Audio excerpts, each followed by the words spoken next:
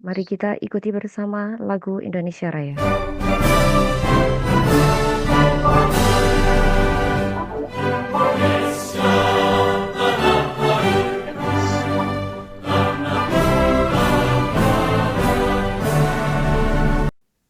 Terima kasih. Kita awali perjumpaan kita siang hari ini dengan pantun Daun Mangga, Daun Salam, dipetik dari kebun Pak Lukas. Saya ucapkan salam, mohon dijawab dengan ikhlas. Assalamualaikum warahmatullahi wabarakatuh. Waalaikumsalam warahmatullahi wabarakatuh. Senang sekali saya bertemu dengan Bapak Ibu semua di siang hari ini. Terlebih dahulu izinkan saya untuk menyapa Bapak Ibu semuanya. Kepada yang terhormat Bapak Kasih Pakis Kota Batu, Bapak Chandra Nur Khalis, SH, MH. Selamat siang Bapak. Selamat siang. Oke, terima kasih. Yang kita hormati Ibu Pengawas PAI Kota Batu, Ibu Siti Zulfa Rosidah MPDI. Selamat siang Ibu. Selamat siang Mbak Bu. Dan pemateri kita pada siang hari ini Bapak Soleh Subagja MPDI. Selamat siang Bapak. Dan kepada seluruh Bapak Ibu GPAI Kota Batu yang telah hadir dalam ruang virtual Zoom, apa kabar? Semoga kita semua selalu sehat dan semangat mendampingi peserta didik dalam belajar.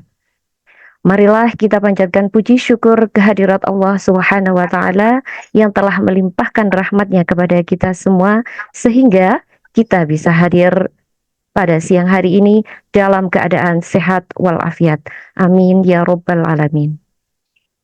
Salawat ma'asalam, marilah kita haturkan kepada Nabi Muhammad Sallallahu Alaihi Wasallam yang sangat kita harapkan syafaatnya kelak di yaumil akhir.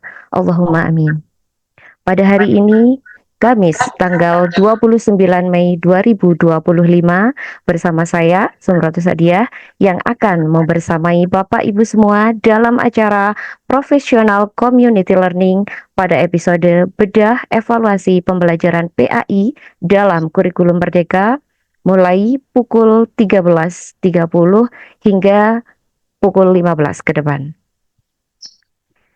Demi kelancaran acara pada siang hari ini, mari kita awali dengan pembacaan doa yang akan dipimpin oleh Bapak Suliswanto. Kepada Bapak Suliswanto dipersilahkan untuk open mic.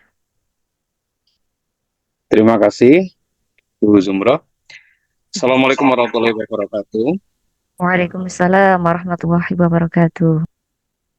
Bapak Ibu sekalian, sebelum acara dimulai, marilah kita menundukkan hati dan kepala kita bermohon kepada Allah Subhanahu wa Ta'ala, seraya mengharap agar doa-doa kita dikabulkan oleh Allah Subhanahu wa Ta'ala. Ala hadiniyah biniyati sholihah, al-fatihah. A'udzubillahi minasyaitonirrajim. Bismillahirrahmanirrahim. Alhamdulillahi rabbil alamin, arrahmanir rahim, maliki yaumiddin. Iyyaka na'budu wa iyyaka nasta'in, ihdinas siratal mustaqim. Siratal ladzina an'amta 'alaihim ghairil maghdubi 'alaihim waladdallin. Amin. Allahumma shalli wa sallim ala sayyidina Muhammad wa ala ali sayyidina Muhammad walhamdulillahi rabbil alamin. Hamdan syakirin, hamdan na'imin, hamdan wa'afini ma huwa yukafi mazidah. Ya Rabbana lakal hamdu kama yanbaghi li jalali wajhil karimi wa azimi sultanik. Ya Allah, Ya Rahman, Ya Rahim. Saat ini kami berkumpul dalam acara Professional Community Learning yang diselenggarakan oleh Kementerian Agama Kota Batu. Kami mohon kiranya acara ini selalu berada dalam ridha-Mu, Ya Allah. Ya Allah, Tuhan yang Maha Mengetahui, limpahkanlah kepada kami semua kekuatan, kesabaran, kemudahan, dan keikhlasan, serta kecepatan dalam mengikuti kegiatan ini. Berilah kami ilmu yang bermanfaat, kefahaman yang luas, dan amalan yang selalu Engkau terima selama ini. Ya Allah, Ya Rahman, Ya Rahim. Ya Allah, berikanlah kepada kami iman yang kokoh, akhlak yang mulia. Jadikanlah kami orang-orang yang beriman dan bertakwa kepadamu. Rabbana zalamna anfusana wa ilam taghfir lana wa tarhamna lanakunanna minal khasirin. Rabbana atina fid dunya hasanah wa fil akhirati hasanah wa qina azabannar. wa sallallahu ala sayyidina Muhammad. Subhana rabbika rabbil izzati amma yasifun wa salamun ala mursalin walhamdulillahi rabbil alamin. Bismillahirrahmanirrahim. Assalamualaikum warahmatullahi wabarakatuh. Waalaikumsalam warahmatullahi wabarakatuh. Terima kasih kepada Pak Sulis yang telah memimpin doa pada siang hari ini. Acara selanjutnya yakni sambutan dari Bapak Kasih Pakis Kota Batu yang dalam hal ini akan disampaikan oleh Bapak Chandra Nurholis SH MH. Kami persilakan untuk open mic. Bismillahirrahmanirrahim. Assalamualaikum warahmatullahi wabarakatuh. Waalaikumsalam warahmatullahi wabarakatuh. Bismillahirrahmanirrahim. Salatu wassalamu ala rasulillah wa ala alihi wa sahbihi wa mawalah. Asyhadu an la ilaha illallah wahdahu la syarikalah wa asyhadu anna Muhammadan abduhu wa rasuluh, amma ba'd. Yang sama-sama kita hormati pengawas PAI Jenjang Dasar Kota Batu, Ibu Sulfa Rosidah MPDI, yang saya banggakan guru-guru agama, guru-guru pendidikan agama Islam jenjang SD yang pada siang hari ini tergabung dalam Zoom. Yang saya baca ini dalam episode bedah evaluasi pembelajaran PAI dalam kurikulum Merdeka. Ini sesuatu yang baru ya. Biasanya kan topik, tema, lah ini episode. Ini kreatif, Bu Sufa kreatif ini di sini ya. Bapak Ibu sekalian, marilah kita senantiasa memanjatkan puji syukur kepada Allah Subhanahu wa taala. Kita masih diberikan nikmat sehat, nikmat sempat bisa bergabung di acara ini. Semoga dengan harapan acara ini senantiasa mendapatkan rahmat dari Allah Subhanahu wa taala. Bapak Ibu, saya mohon maaf, mungkin saya tidak bisa membersamai jenengan semua karena saya harus mengantarkan putra saya ke bandara karena mau kembali ke Jakarta. Pesawatnya jam 3 ini sayangnya. Ya. Tapi apapun itu, saya mencoba untuk memberikan sedikit sambutan dalam rangka evaluasi pembelajaran PAI dalam kurikulum Merdeka. Evaluasi pembelajaran PAI ini dalam kurikulum Merdeka memiliki peran yang sangat penting ya. Hal ini untuk memastikan bahwa proses pembelajaran dapat berjalan secara efektif dan mampu membentuk karakter serta akhlak mulia peserta didik. Seperti kita ketahui bahwa dalam kurikulum Merdeka itu menekankan pada pembelajaran yang berpusat pada siswa, diferensiasi dan penguatan profil pelajar Pancasila. Sehingga dalam hal ini pembelajaran PAI itu harus bisa menyesuaikan diri dengan prinsip-prinsip yang ada dalam kurikulum Merdeka. Ada beberapa hal atau beberapa aspek yang perlu kita cermati bersama dalam hal ini terkait dalam pembelajaran PAI dalam kurikulum Merdeka ini. Yang pertama yaitu bahwasanya evaluasi PAI ini harus berfokus pada 3 aspek, yaitu pada aspek kognitif, pengetahuan, aspek afektif, sikap, dan psikomotorik, praktek ibadah dan perilaku keagamaan. Dalam hal ini guru itu perlu untuk senantiasa memantau kegiatan perilaku siswa dalam kehidupan sehari-hari sebagai bagian dari proses penilaian. Yang kedua, dalam penilaian ini kita bagi 2 menjadi penilaian formatif dan sumatif. Penilaian formatif itu dilakukan selama proses pembelajaran untuk mengetahui perkembangan siswa dan memberikan umpan balik, misalnya melalui diskusi kelas, refleksi, atau observasi praktek ibadah. Sementara untuk penilaian sumatif itu dilakukan di akhir semester untuk mengukur pencapaian akhir dari siswa yang bersangkutan, seperti misalnya melalui ujian tulis, presentasi, atau proyek keagamaan. Aspek yang ketiga yaitu berbasis proyek dan kontekstual.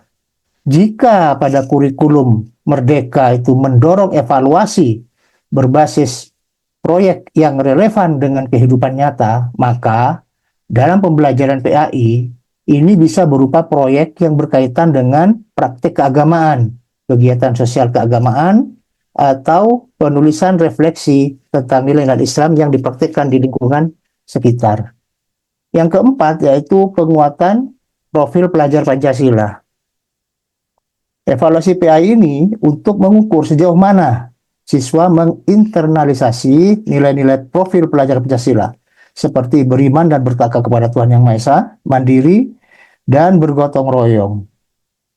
Disinilah peran guru PAI yang sangat strategis dalam menanamkan nilai-nilai tersebut, catatan perkembangan, serta refleksi diri yang menunjukkan pertumbuhan spiritual dan pemahaman keagamaan mereka. Dengan pendekatan yang fleksibel dan berorientasi pada pengembangan karakter, evaluasi pembelajaran PAI dalam kurikulum Merdeka bertujuan tidak hanya mengukur prestasi akademik, tetapi juga membuat pribadi muslim yang berakhlak mulia dan bertanggung jawab dalam kehidupan sehari-hari. Itu evaluasi pembelajaran PAI dalam kurikulum Merdeka.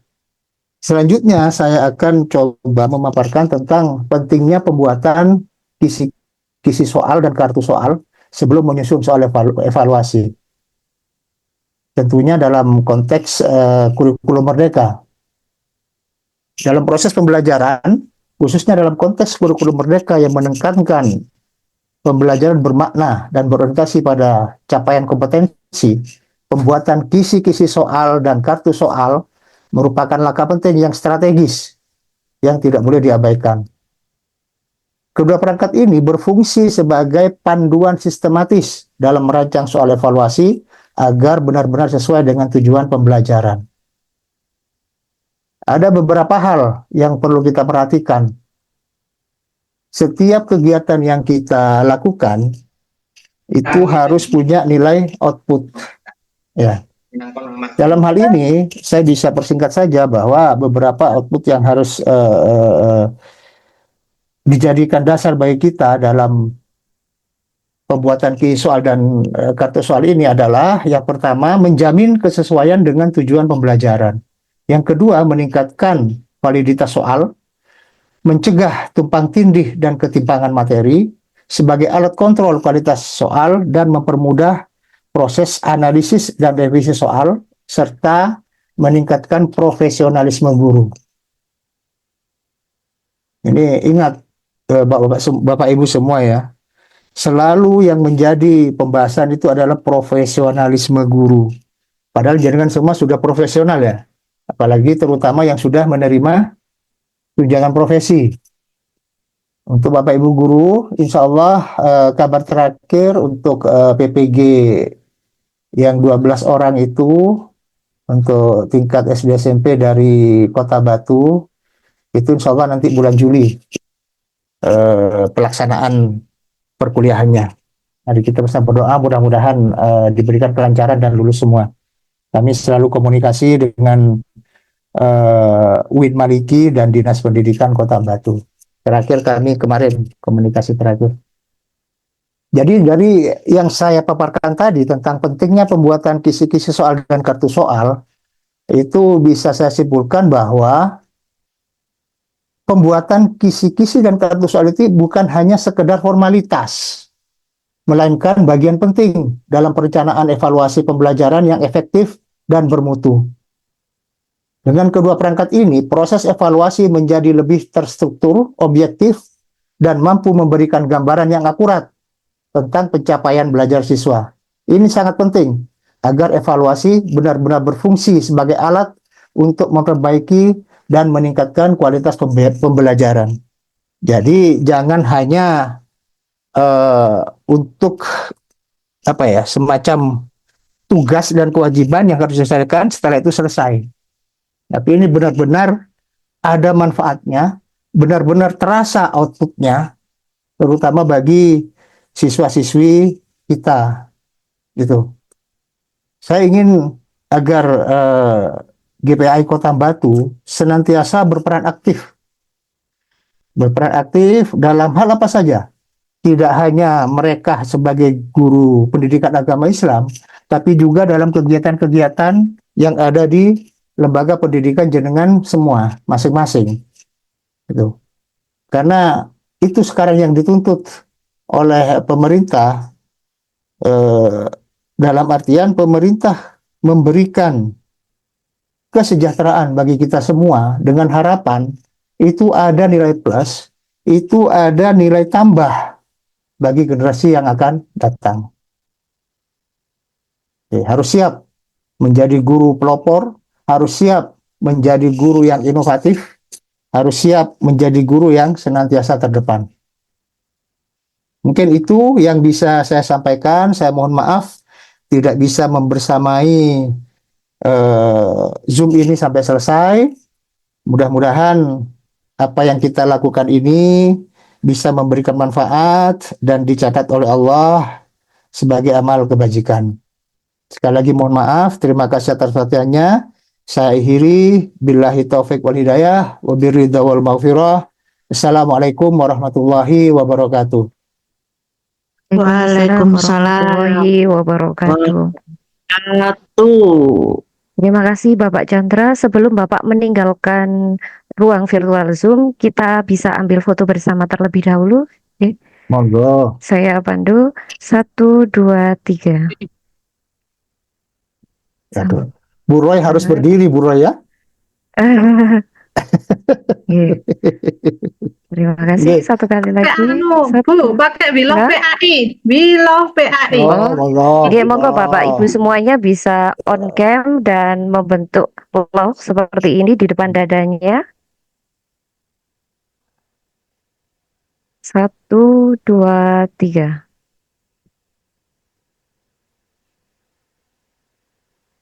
Oke, terima kasih Bapak Chandra atas sambutannya. Semoga selamat sampai di tujuan, aman. Saya izin live, terima kasih Bapak. Assalamualaikum. Waalaikumsalam. Selamat jalan Bapak.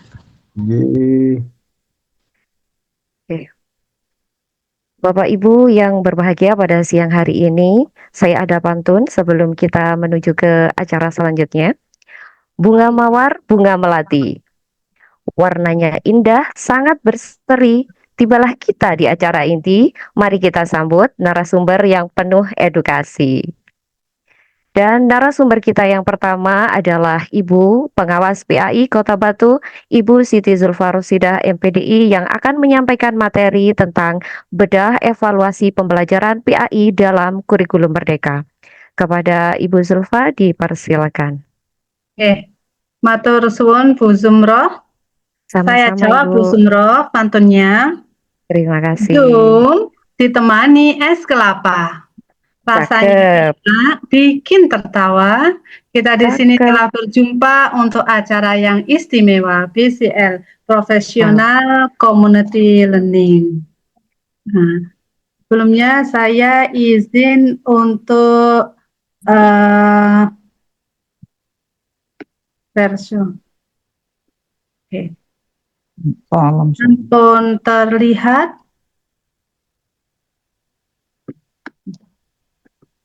Belum, Ibu? Belum.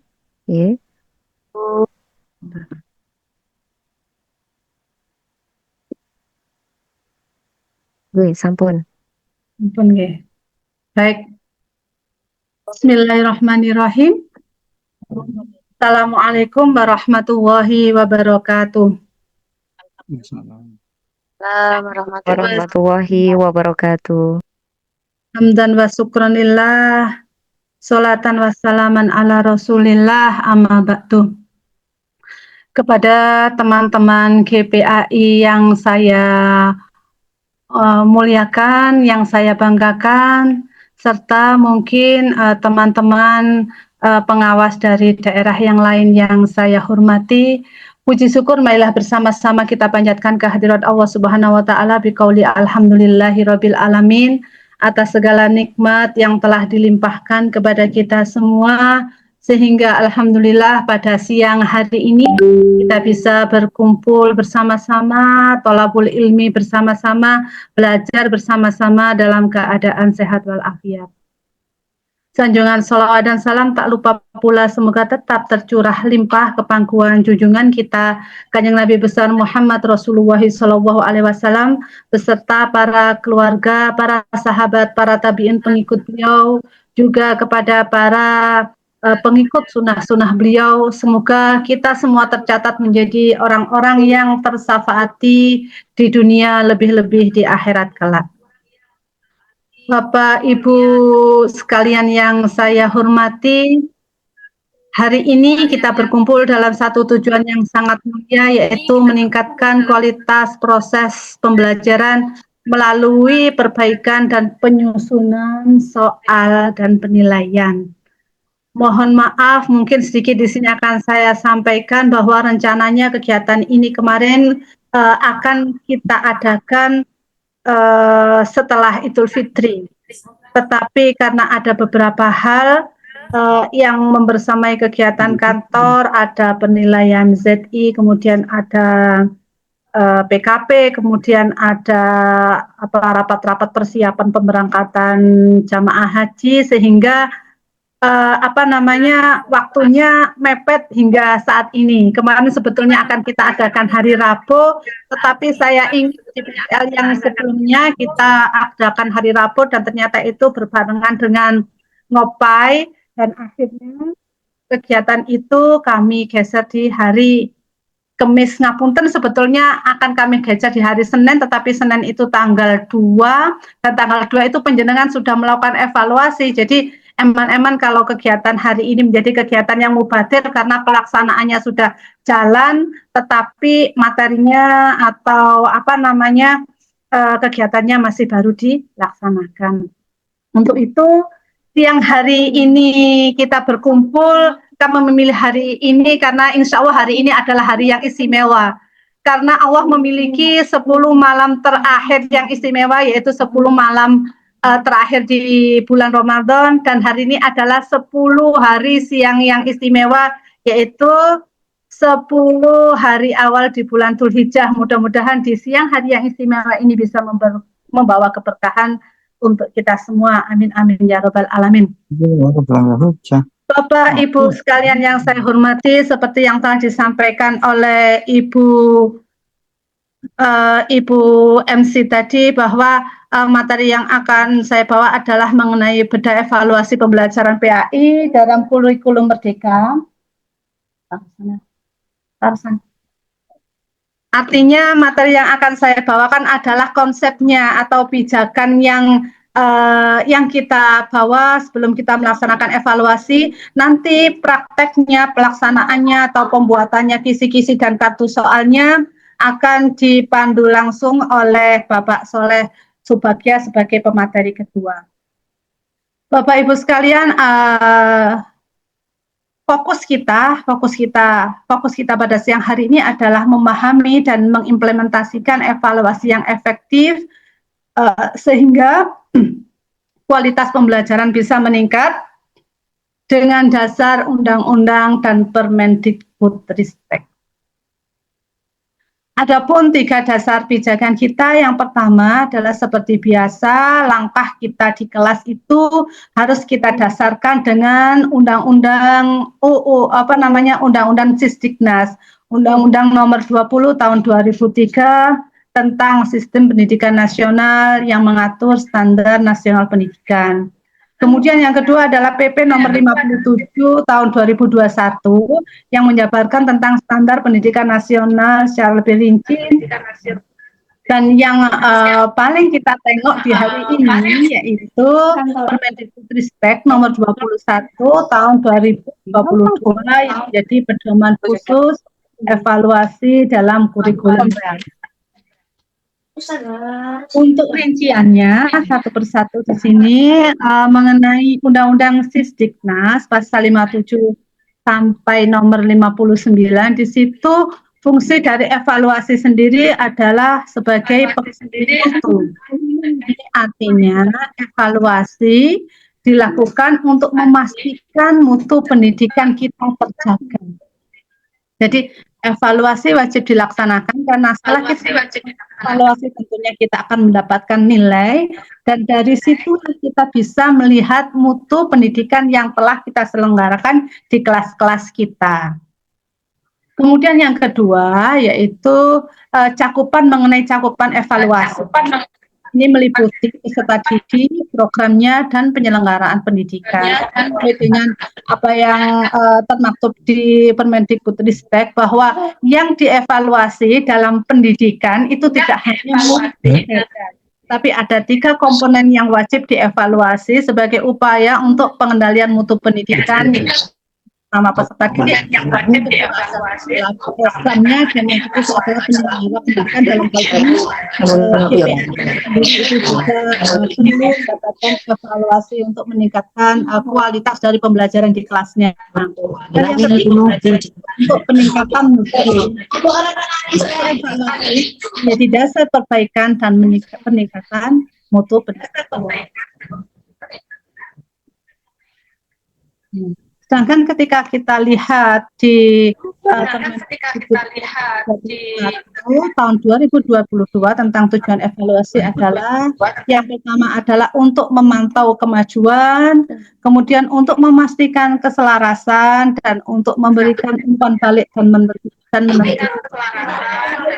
Intinya ketika kita melihat 4 dari Permendikbudristek tersebut, maka sudah selayaknya setelah kita melakukan pembelajaran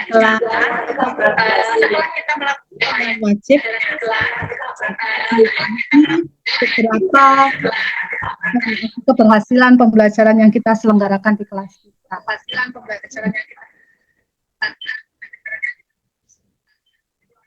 Berikutnya Bapak Ibu, ada 3 hal, sepertinya atau sepintas kita menganggap 3 hal itu sama, tetapi pada hakikatnya 3 hal itu adalah hal yang berbeda. 3 hal itu merupakan rangkaian, yaitu pengukuran, penilaian, dan evaluasi. Pengukuran sendiri adalah data kuantitatif. Jadi ini berbentuk rentangan angka. Rangkaian penilaian adalah interpretasi dari data yang telah kita dapat dari pengukuran tersebut. Kemudian proses berikutnya adalah evaluasi.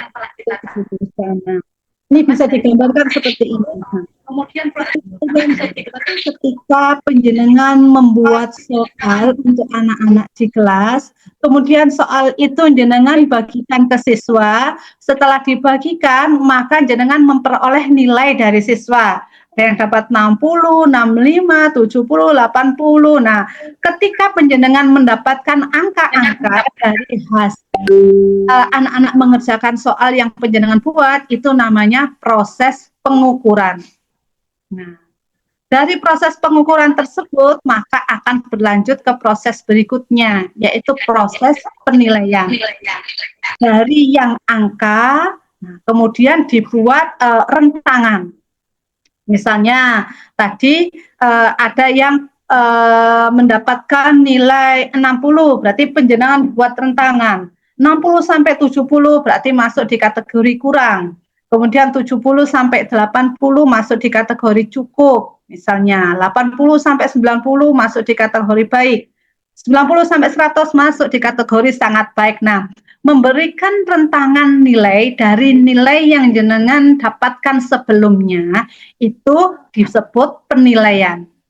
Jadi setelah penjenengan melakukan pengukuran, maka langkah berikutnya adalah penilaian, baru yang berikutnya, step berikutnya adalah evaluasi. Evaluasi adalah memberikan keputusan. Nah, ambil contoh misalnya tadi yang mendapatkan nilai 60 sampai 70 berarti harus melakukan remedi. Kemudian yang 70 sampai 80 mereka juga melakukan remedi tapi untuk poin-poin tertentu saja. Kemudian yang 80 sampai 90 misalnya keputusan penjenengan untuk anak-anak bisa melanjutkan ke materi berikutnya. Sedangkan nilai tertinggi 90 sampai 100 penjenengan berikan reward misal. Nah, ini jadi inilah yang disebut dengan proses evaluasi, mengambil keputusan dari proses penilaian, di mana proses penilaian ini penjenengan lakukan dari proses pengukuran. Jadi 3 hal ini adalah hal yang runtut berurutan dari pengukuran, kemudian ke penilaian, kemudian ke evaluasi. Kemudian penilaian sendiri, Bapak Ibu, kalau kita tengok Permendikbudristek nomor 21 tahun 2022, di situ penilaian itu ada 6 hal yang harus ada 6 kriteria penilaian. Yang pertama, penilaian itu harus valid. Valid artinya penilaian itu harus bisa mengukur apa yang seharusnya diukur. Saya punya contoh. Nah, ini sudah bisa terlihat Bapak Ibu contoh saya.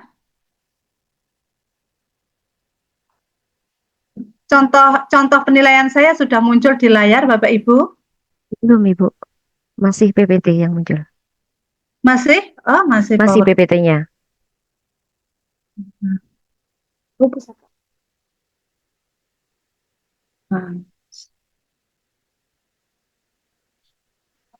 Contoh penilaian yang valid dan tidak valid. Misalnya kita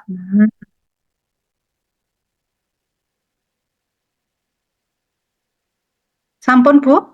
Sudah muncul Ibu. Oh ya. Nah, seperti ini. Kita ambil contoh untuk yang SD. Nah, kita pakai mau bikin soal dengan elemen Al-Quran, dengan CP. Peserta didik dapat membaca, menghafal, memahami kandungan, dan menerapkan nilai-nilai yang terdapat dalam surat Al-Fil. Nah, ini kan CP-nya menghafal, memahami kandungan, dan menerapkan nilai-nilai yang terdapat dalam surat Al-Fil. Contoh soal yang tidak valid bagaimana? Nah, surat Al-Fil terdiri dari titik-titik ayat. Nah, ini contoh soal yang tidak valid. Karena apa yang mau kita ukur, nah ini kan membaca, menghafal, memahami kandungan, menerapkan nilai, itu tidak terukur. Yang mau diukur menghafal, memahami kandungan, tetapi yang diukur adalah jumlah ayat dari surat Al-Fil. Nah, itu contoh ketidakvalidannya. Tidak valid karena apa? Nah, tidak sesuai dengan CP secara utuh. Tidak sesuai. Kemudian tidak mengukur kompetensi anak secara utuh, karena tadi kan menghafal, kemudian kandungannya, ternyata yang ditanyakan hanya jumlah ayatnya. Kemudian kurang kontekstual dan kurang bermakna, karena siswa hanya menjawab memahami isi surat, cukup menghafal data saja, tidak sampai memahami artinya. Kemudian niki contoh soal yang lebih valid daripada soal yang di atas adalah: setelah memahami surat Al-Fil, tulis pesan yang kamu pelajari dari kisah pasukan bergajah dan bagaimana kamu bisa menerapkan dalam kehidupan sehari-hari. Artinya CP-nya tadi kan memahami surat Al-Fil. Ketika kita tanya pesan apa yang kamu terima setelah mempelajari surat Al-Fil, berarti kan kandungannya sudah menjadi pertanyaan di sini. Nih. Kemudian contoh yang lain dari soal yang kurang valid adalah ini, contoh dari kategori bahasa. Ada soal-soal yang terkadang masih menyertakan sedikit bahasa yang kurang baku atau menyertakan bahasa daerah. Contoh. Nah, bahasa-bahasa daerah atau bahasa-bahasa cakup. Nah, coba sebutin deh. Nah, satu rukun wudhu yang paling penting banget. Nah, ini kan berarti pakai bahasa Indonesia tapi tidak baku. Maka soal yang seperti ini termasuk dalam kategori soal yang tidak valid. Karena menggunakan bahasa yang tidak baku. Soal yang valid bagaimana? Langsung saja sebutkan 3 rukun wudhu yang harus dilakukan sebelum sholat. Kemudian contoh soal yang tidak valid lagi, misalnya soalnya keluar dari teks dari keluar dari konteks. Tadi di sini CP-nya kan tata cara wudhu, tata cara sholat, puasa, tapi di sini yang ditanyakan tentang tayamum. Berarti kan keluar dari konteks. Kemudian soal yang tidak valid lagi, yaitu soal yang terlalu sulit atau soal yang di luar kemampuan anak SD. Contohnya, jelaskan hikmah filosofis di balik urutan rukun wudhu dan bandingkan dengan madhab Hambali. Waduh, ini terlalu tinggi nih, mahasiswa saja masih perlu browsing-browsing untuk menjawab pertanyaan ini. Nah, kemudian contoh ketidakvalidan lagi adalah soal yang tidak tidak baik. Contoh di sini, sholat maghrib dikerjakan berapa rakaat? A. 3 dalam bentuk angka, B. 3 dalam bentuk kalimat, C. Ini tulisannya 3 dalam bentuk huruf Romawi. Kemudian terus di sini 3 rakaat. Nah, artinya teknik penyusunan soalnya buruk. Nah, soal yang seperti ini juga soal yang kurang valid. Bentuk validnya seperti apa ya? Langsung saja ditulis seperti di sini. 2 sholat maghrib dikerjakan sebanyak, langsung saja terus 2 rakaat, 3 rakaat, 4 rakaat, 5 rakaat. Artinya tidak semua 3 rakaat, tapi tidak ditulis dalam berbagai macam bentuk.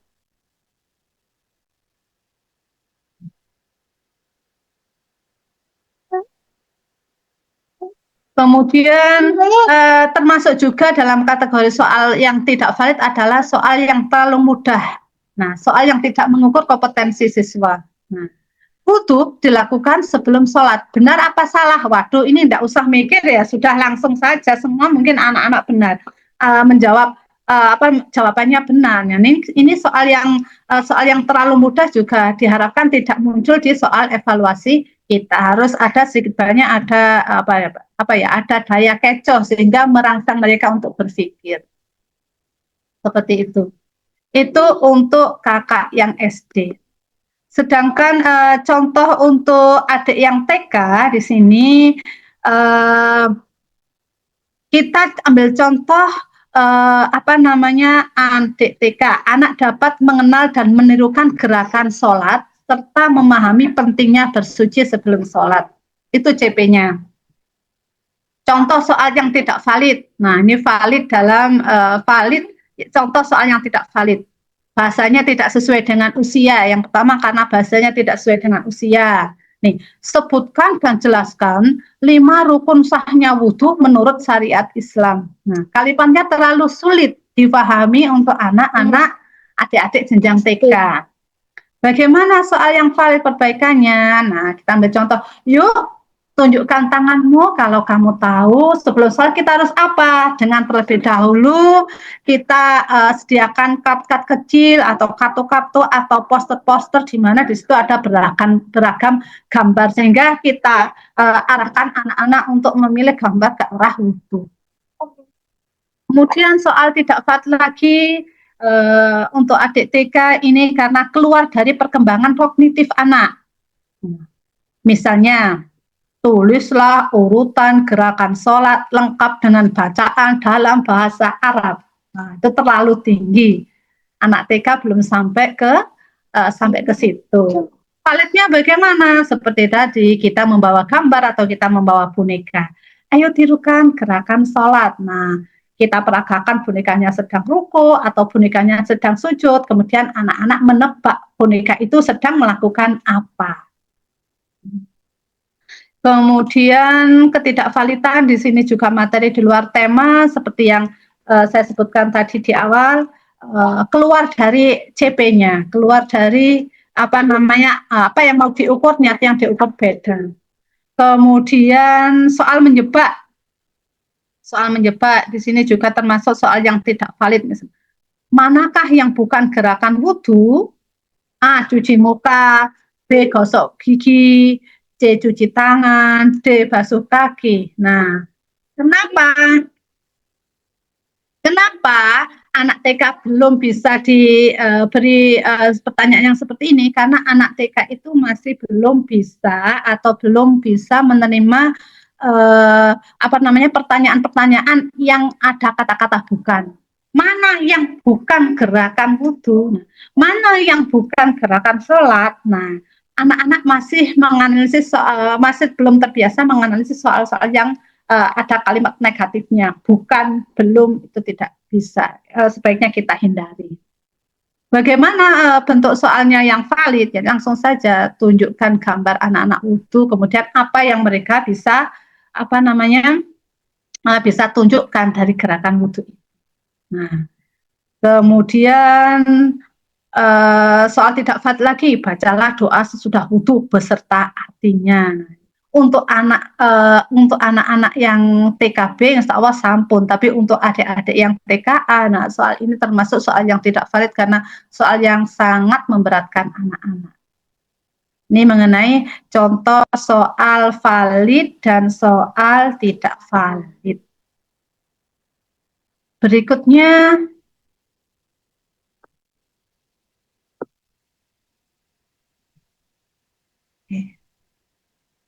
kita kembali yang kedua, soal itu setelah valid, setelah kita harus membuat soal valid, kriteria berikutnya adalah kita harus membuat soal reliable. Itu reliable adalah soal yang hasilnya konsisten jika diulang, diukur untuk semua siswa.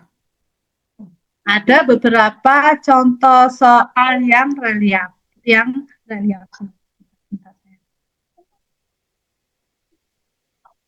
Boleh. Ini anggal mana?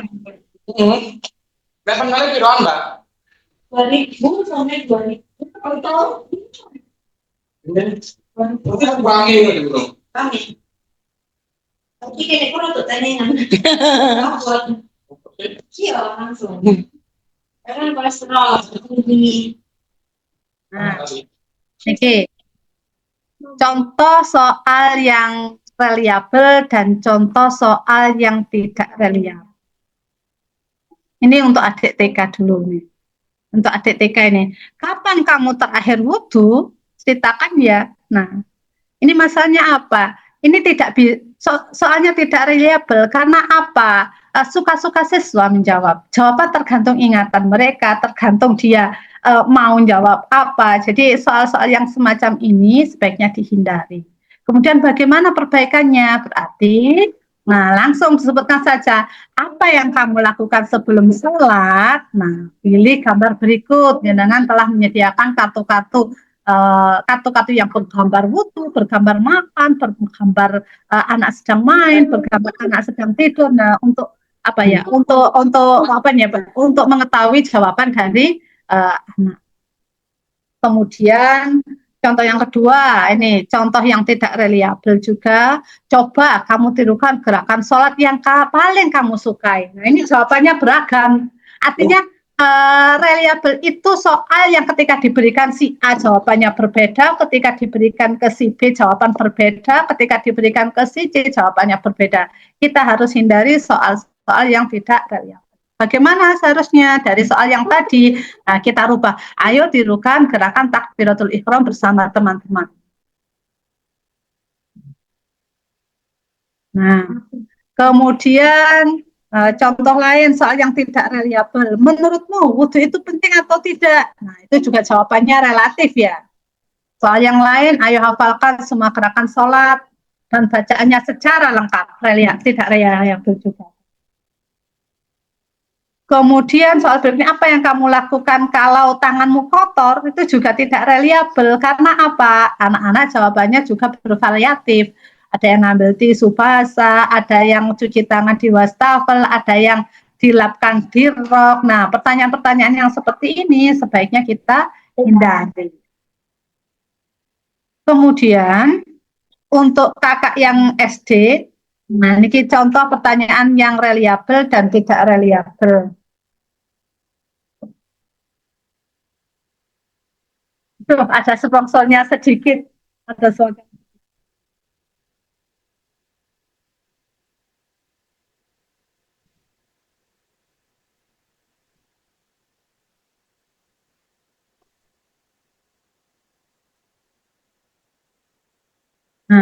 contoh soal yang tidak reliabel untuk kakak-kakak SD nih. Menurutmu sholat itu penting atau tidak? Nah, jelaskan alasanmu. Ini juga tidak reliabel. Jawabannya kenapa? Nanti mengarah ke opini pribadi dan bisa berubah-ubah sesuai dengan keadaan hati siswa tersebut. Kemudian dirubah menjadi apa supaya reliabel perbaikannya? Nah, mengapa sholat 5 waktu itu wajib dikerjakan oleh umat Islam? Nah, ketika soal diarahkan ke kenapa kamu sholat itu penting atau tidak, maka jawabannya akan sesuai dengan jawaban hati. Tapi ketika soalnya dirubah menjadi mengapa sholat 5 waktu itu wajib dikerjakan oleh umat Islam, pasti jawabannya sudah sudah sesuai dengan yang penjenengan ajarkan di kelas. Contoh yang lain, contoh soal yang tidak reliabel adalah coba ceritakan pengalamanmu ketika berpuasa kemarin. Ini juga beragam. Nah, tidak bisa terukur karena nanti yang menilai adalah hati, kurang ada kestabilan nilai.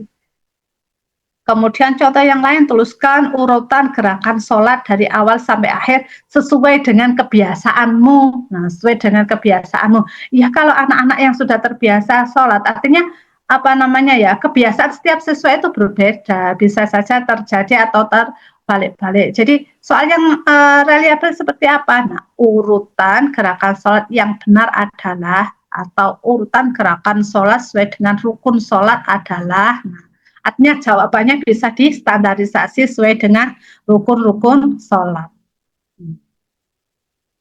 Tuh.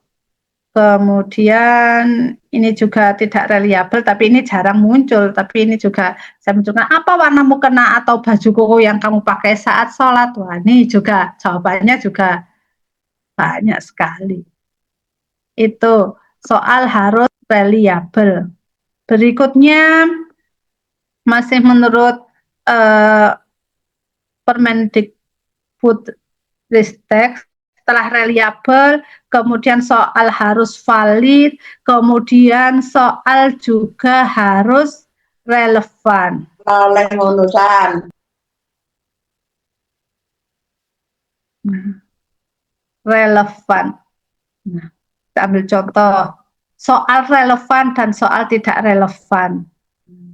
Ini misalnya kita ambil contoh mengenai mengenal Allah melalui ciptaannya, CP-nya. Soal yang relevan, langsung coba tunjukkan gambar ciptaan Allah. Mana yang pohon? Ini untuk adik TK. Nah, ini relevan. Kalau contoh soal yang tidak relevan, sebut 3 sifat wajib bagi Allah. Nah, untuk kakak-kakak yang SD soal ini bisa, tetapi untuk adik-adik TK, di mana adik TK itu masih belum bisa diajak untuk berpikir abstrak, maka soal-soal yang seperti ini belum bisa mereka terima karena termasuk soal yang abstrak. Karena anak-anak kecil itu belum bisa diajak berpikir ke arah abstrak, berpikirnya masih berpikir yang konkret. Kemudian untuk CP mencintai Nabi Muhammad, soal yang relevan, siapa nama Nabi terakhir yang kita cintai? Masuk nih di CP. Untuk contoh soal yang tidak relevan, apa isi khutbah terakhir Nabi Muhammad ketika haji wada? Sangat tidak relevan untuk adik-adik yang TK. Kemudian untuk akhlak terpuji juga seperti itu. Contoh yang tidak relevan, apa arti jujur dalam bahasa Arab? Masih terlalu tinggi untuk adik-adik TK. Soalnya dirubah menjadi seperti apa? Soalnya dirubah menjadi sedikit soal cerita. Kalau ada teman yang jatuh, apa yang kamu lakukan? CP-nya masih kena akhlak terpuji, tapi tidak dalam bentuk letter arti jujur dalam arti bahasa apa tidak, tapi kita tampilkan dalam bentuk kisah nyata dalam kehidupan sehari-hari. Kalau ada teman yang jatuh, diapakan ya? Nah, itu akhlaknya akan masuk di situ. Kemudian mengenai CP mengenal ibadah dasar. Nah, contoh soal yang tidak relevan untuk adik-adik TK, tulislah bacaan sholat subuh dengan lengkap. Sangat tidak relevan. Dirubah seperti apa? Nah, apa yang kita ucapkan saat soal sholat dimulai? Nah, Atau kita bawa kartu-kartu, kita tunjuk ketika gambar ini, gambarnya ruko, bacaannya apa. Nah, kita tunjuk gambar sujud, bacaannya apa, masih bacaan-bacaan pendek. Untuk adik TK. Kemudian mengenal doa harian, contoh soal yang tidak relevan untuk adik TK. Nah, apa dalil doa sebelum makan dalam Al-Quran? Wah, terlalu tinggi. Nah, dirubah seperti apa? Dirubah soalnya sebelum makan kita baca doa apa. Nah, ini soal yang relevan untuk adik-adik TK. Nah, ini contoh soal relevan dan tidak relevan untuk jenjang SD. Nah, CP-nya, peserta didik dapat mengenal dan memahami kandungan surat pendek pilihan, kemudian meneladani sifat terpuji para nabi, serta melaksanakan sholat dengan tertib dan benar. Kita coba lihat satu persatu. Memahami isi surat Al-Ikhlas ini CP-nya. Kita lihat contoh soal yang tidak relevan. Tidak relevan dulu. Apa arti dari kata ahad dalam surat Al-Ikhlas? Nah, arti kata ahad ini berarti mengarah ke arti potongan ayat. Sedangkan ketika kita tengok di sini, peserta didik dapat mengenal dan memahami kandungan surat pendek pilihan. Berarti kan arahnya ke perilaku. Setelah kita mempelajari surat Al-Ikhlas, apa perilaku yang muncul? Bukan mengartikan potongan arti. Sebab ngapunten, kita ini berada di sekolah dasar, bukan berada di madrasah.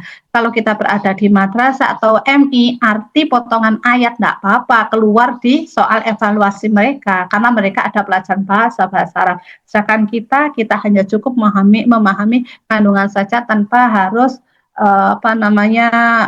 mengetahui satu persatu atau arti dari potongan per ayat. Dirubah menjadi soal yang relevan seperti apa? Dirubah menjadi apa makna dari kata al-ahad dalam surat Al-Ikhlas? Nah, apa makna? Nah, makna berarti kan masuk di CP-nya, memahami kandungan surat. Kemudian untuk meneladani sifat Nabi dan Rasul, contoh soal yang tidak relevan. Berapa umur Nabi Muhammad saat menikah dengan Khadijah? Nah, ini sering ini muncul di LKS kita. Atau yang tadi, apa arti potongan? Arti potongan itu juga sering muncul. Itu juga termasuk soal yang tidak relevan karena soal yang berapa umur Nabi menikah itu menyangkut fakta sejarah, bukan fokus pada peneladanan sikap. Nah, padahal di sini kan meneladani sifat Nabi Muhammad, berarti penekanannya di sifatnya. Contoh soal yang relevan seperti apa? Nah, bagaimana cara kamu meneladani sifat jujur Nabi Muhammad dalam kehidupan sehari-hari? Jadi langsung, jadi seolah-olah soal itu memang soal sejarah Nabi, tapi yang kita tanyakan umurnya, apanya tidak nyantol di CP-nya sama sekali.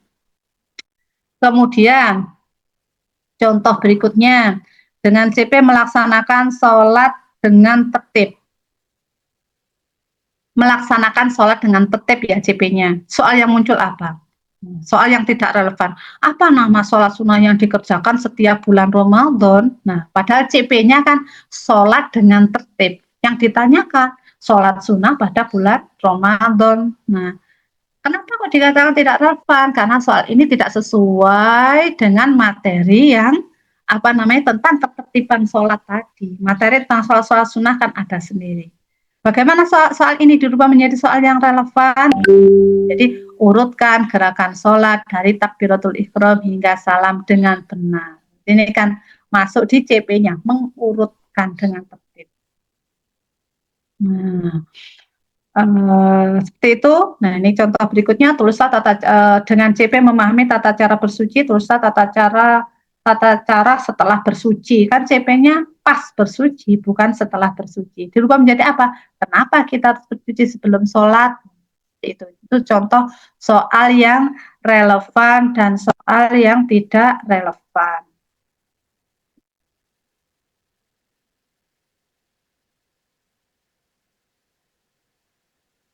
Kemudian objektif itu nanti ada contoh-contohnya. Sebenarnya kalau saya contohkan satu persatu seperti tadi terlalu panjang, nanti kasihan Pak Soleh. Berdasarkan fakta, bukan opini. Kemudian komprehensif, artinya mencakup semua aspek seperti yang disampaikan oleh Pak Chandra tadi. Ada pengetahuan, ada sikap, ada keterampilan, semua harus terukur. Jangan sampai ada yang tidak terukur. Kemudian ini juga saya mengulang tadi, sebetulnya sudah disampaikan oleh Pak Chandra. Jadi ada manfaat asesmen di kurikulum Merdeka itu, atau penilaian di kurikulum Merdeka itu ada kurikulum formatif dan kurikulum sumatif. Nah, ada berbagai manfaat di sini kurikulum apalagi untuk asesmen formatif bagi guru itu ada memantau kemajuan belajar siswa, mendeteksi kesulitan belajar awal, menyesuaikan strategi pembelajaran, memberikan umpan balik bagi siswa, meningkatkan motivasi belajar, dan lain-lain itu sampai meningkatkan pemahaman materi. Artinya, masih sering kita ketemui ketika kita berada di kelas, Bu, minggu lalu materinya apa? Materinya A. Sejarah tentang Nabi Ibrahim. Hari ini apa, Bu? Tetap, Bu, sejarah Nabi Ibrahim. Loh, Bu, kok tetap materinya kok sama? Jawabannya GPAI-nya, karena yang kemarin tuh anak-anak dijelaskan itu belum ngerti-ngerti, Bu. Saya ulangi lagi. Saya tanya, loh berarti kalau minggu depan belum ngerti diulangi lagi? Iya, Bu, saya ulangi sampai ngerti. Nah, ini berarti GPAI-nya tidak melaksanakan asesmen formatif. Artinya ada kendala di jalan, bu gurunya tidak tahu sehingga harus mengulang jalannya lagi. Nah, sebagai perumpamaan seperti ini, Bapak Ibu. Nah, kita itu di kelas itu seperti sopir bis. Nah, di belakang kita, anak-anak kita itu ikut kita. Kita ambil contoh, kita mau jalan-jalan ke Surabaya. Kita yang nyupir. Nah, formatif itu seperti apa? Formatif itu ketika di jalan, jenengan tanyakan, anak-anak, ada yang mau ke rest area, ada yang mau pipis. Nah, ada proses. Anak-anak, ada yang mau muntah. Ada, Bu. Diambilkan kresek. Oh, anak-anak ada yang lapar. Oh, saya lapar, Bu. Dikasih roti. Artinya, jenengan dan rombongan jenengan dengan anak-anak yang berada di bis tadi selamat sampai Surabaya dengan selamat. Tetapi ketika jenengan tidak melakukan asesmen formatif, wes nyupir sampai Surabaya, apa yang terjadi? Bisnya, Bu, yang terjadi bisnya bau muntah, bisnya bau pesing. Karena anak-anak kebelet pipis di situ. Biasanya mungkin ada yang kelaparan, ada yang semaput mungkin. Karena apa? Di tengah jalan, di tengah prosesnya tadi, jenengan tidak nanyakan anak-anak itu butuh apa. Anak-anak tidak diantarkan ke rest area, anak-anak tidak dikasih kresek ketika mau muntah, anak-anak tidak diberi makan ketika dia lapar. Sehingga apa yang terjadi? Ketika di Surabaya, waduh, keadaan kacau balau. Kelas pun seperti itu. Jadi di tengah jalan, itu kita harus melihat. Di tengah jalan, kita harus mengetahui keadaan siswa kita. Ketika siswa kita mengalami masalah dalam proses pembelajarannya, nah itulah berarti kita harus merubah prosesnya, merubah medianya, atau merubah strateginya, sehingga kita nyampe di CP-nya dengan selamat. Tadi ketika bis tadi nyampe di Surabaya dengan selamat. Ini tadi juga sampun disampaikan ternyata oleh Pak Chandra. Kemudian ini juga tadi sampun disampaikan, ternyata banyak tadi yang sudah terwakili oleh Pak Chandra mengenai bentuk formatif dan sumatif. Kemudian tambahnya, nah langkah-langkah pembuatan soal seperti setelah kita, saya mau ngadakan ulangan, berarti langkah-langkahnya tentukan tujuan, pilih materi, tentukan bentuk, buat rubrik, dan uji coba soal. Nah, itu Bapak Ibu mungkin dari saya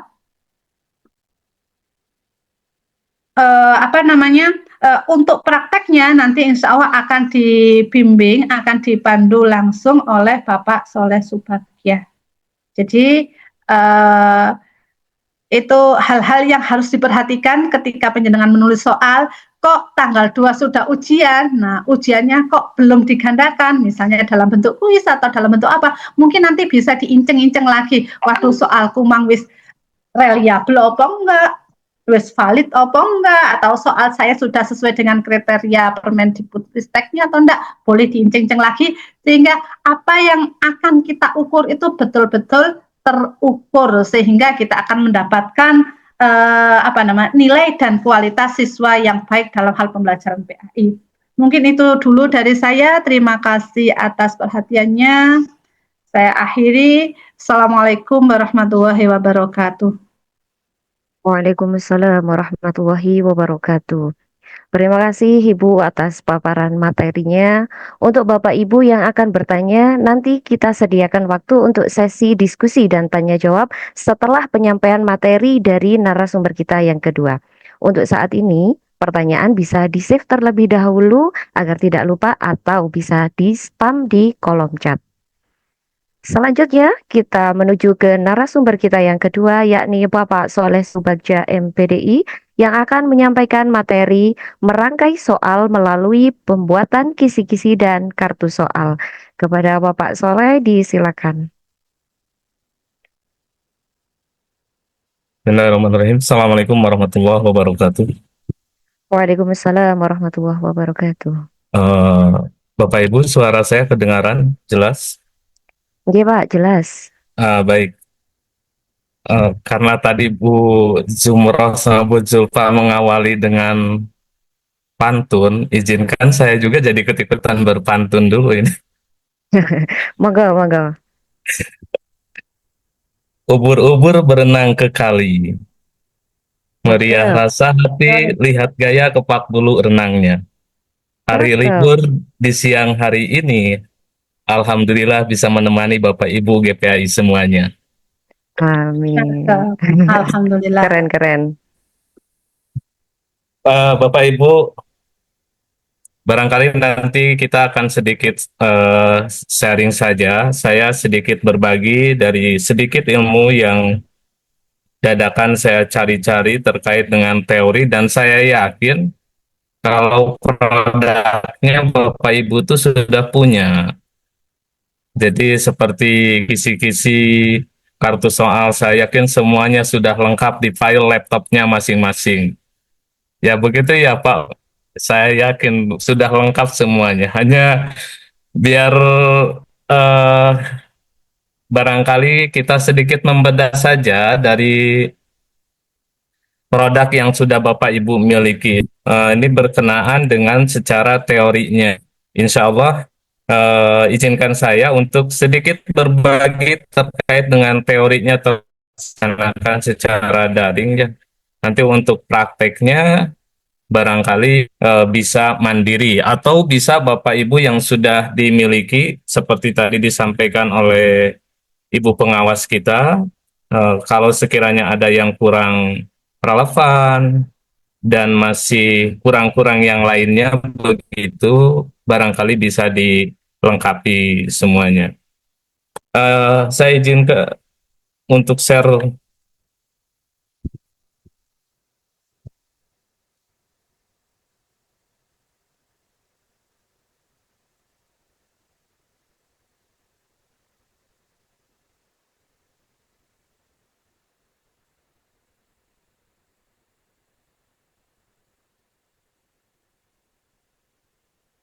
Sudah terlihat gak ya Bapak Ibu?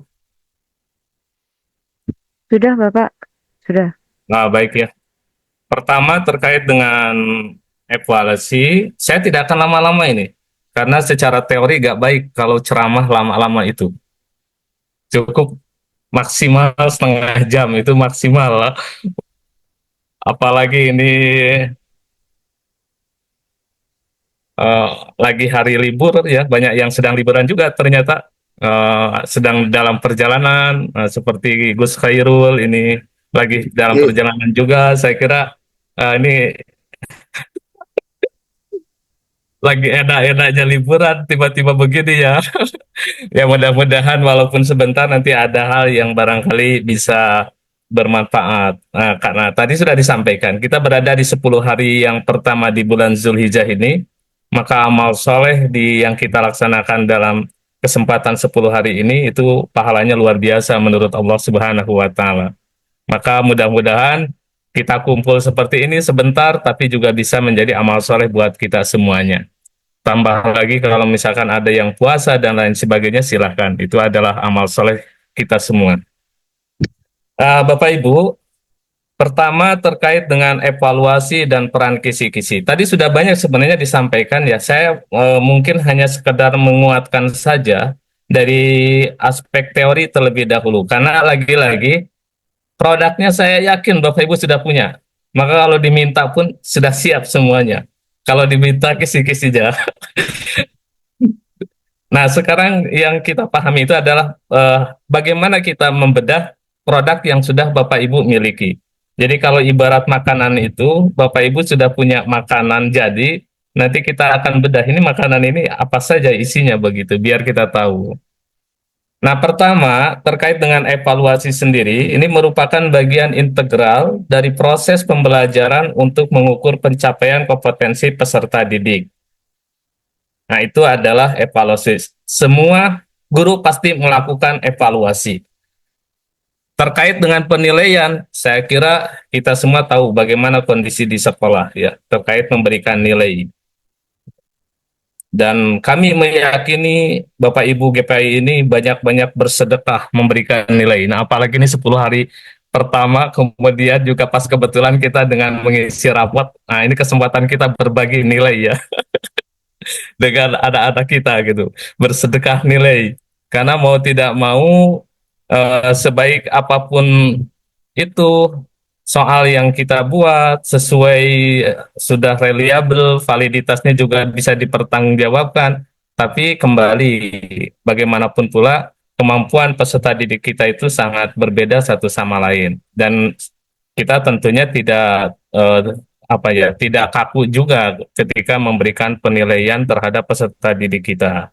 Nah, disitulah nilai-nilai ibadahnya Bapak Ibu GPI. Saya yakin tidak ngarang, karena ngarang itu rasakan sendiri. Kalau tidak tahu kondisi peserta didik itu sulitnya luar biasa. Tapi kalau misalkan kita bermurah-murah terkait dengan penilaian, itu mudah-mudahan jadi pahala buat kita Bapak Ibu.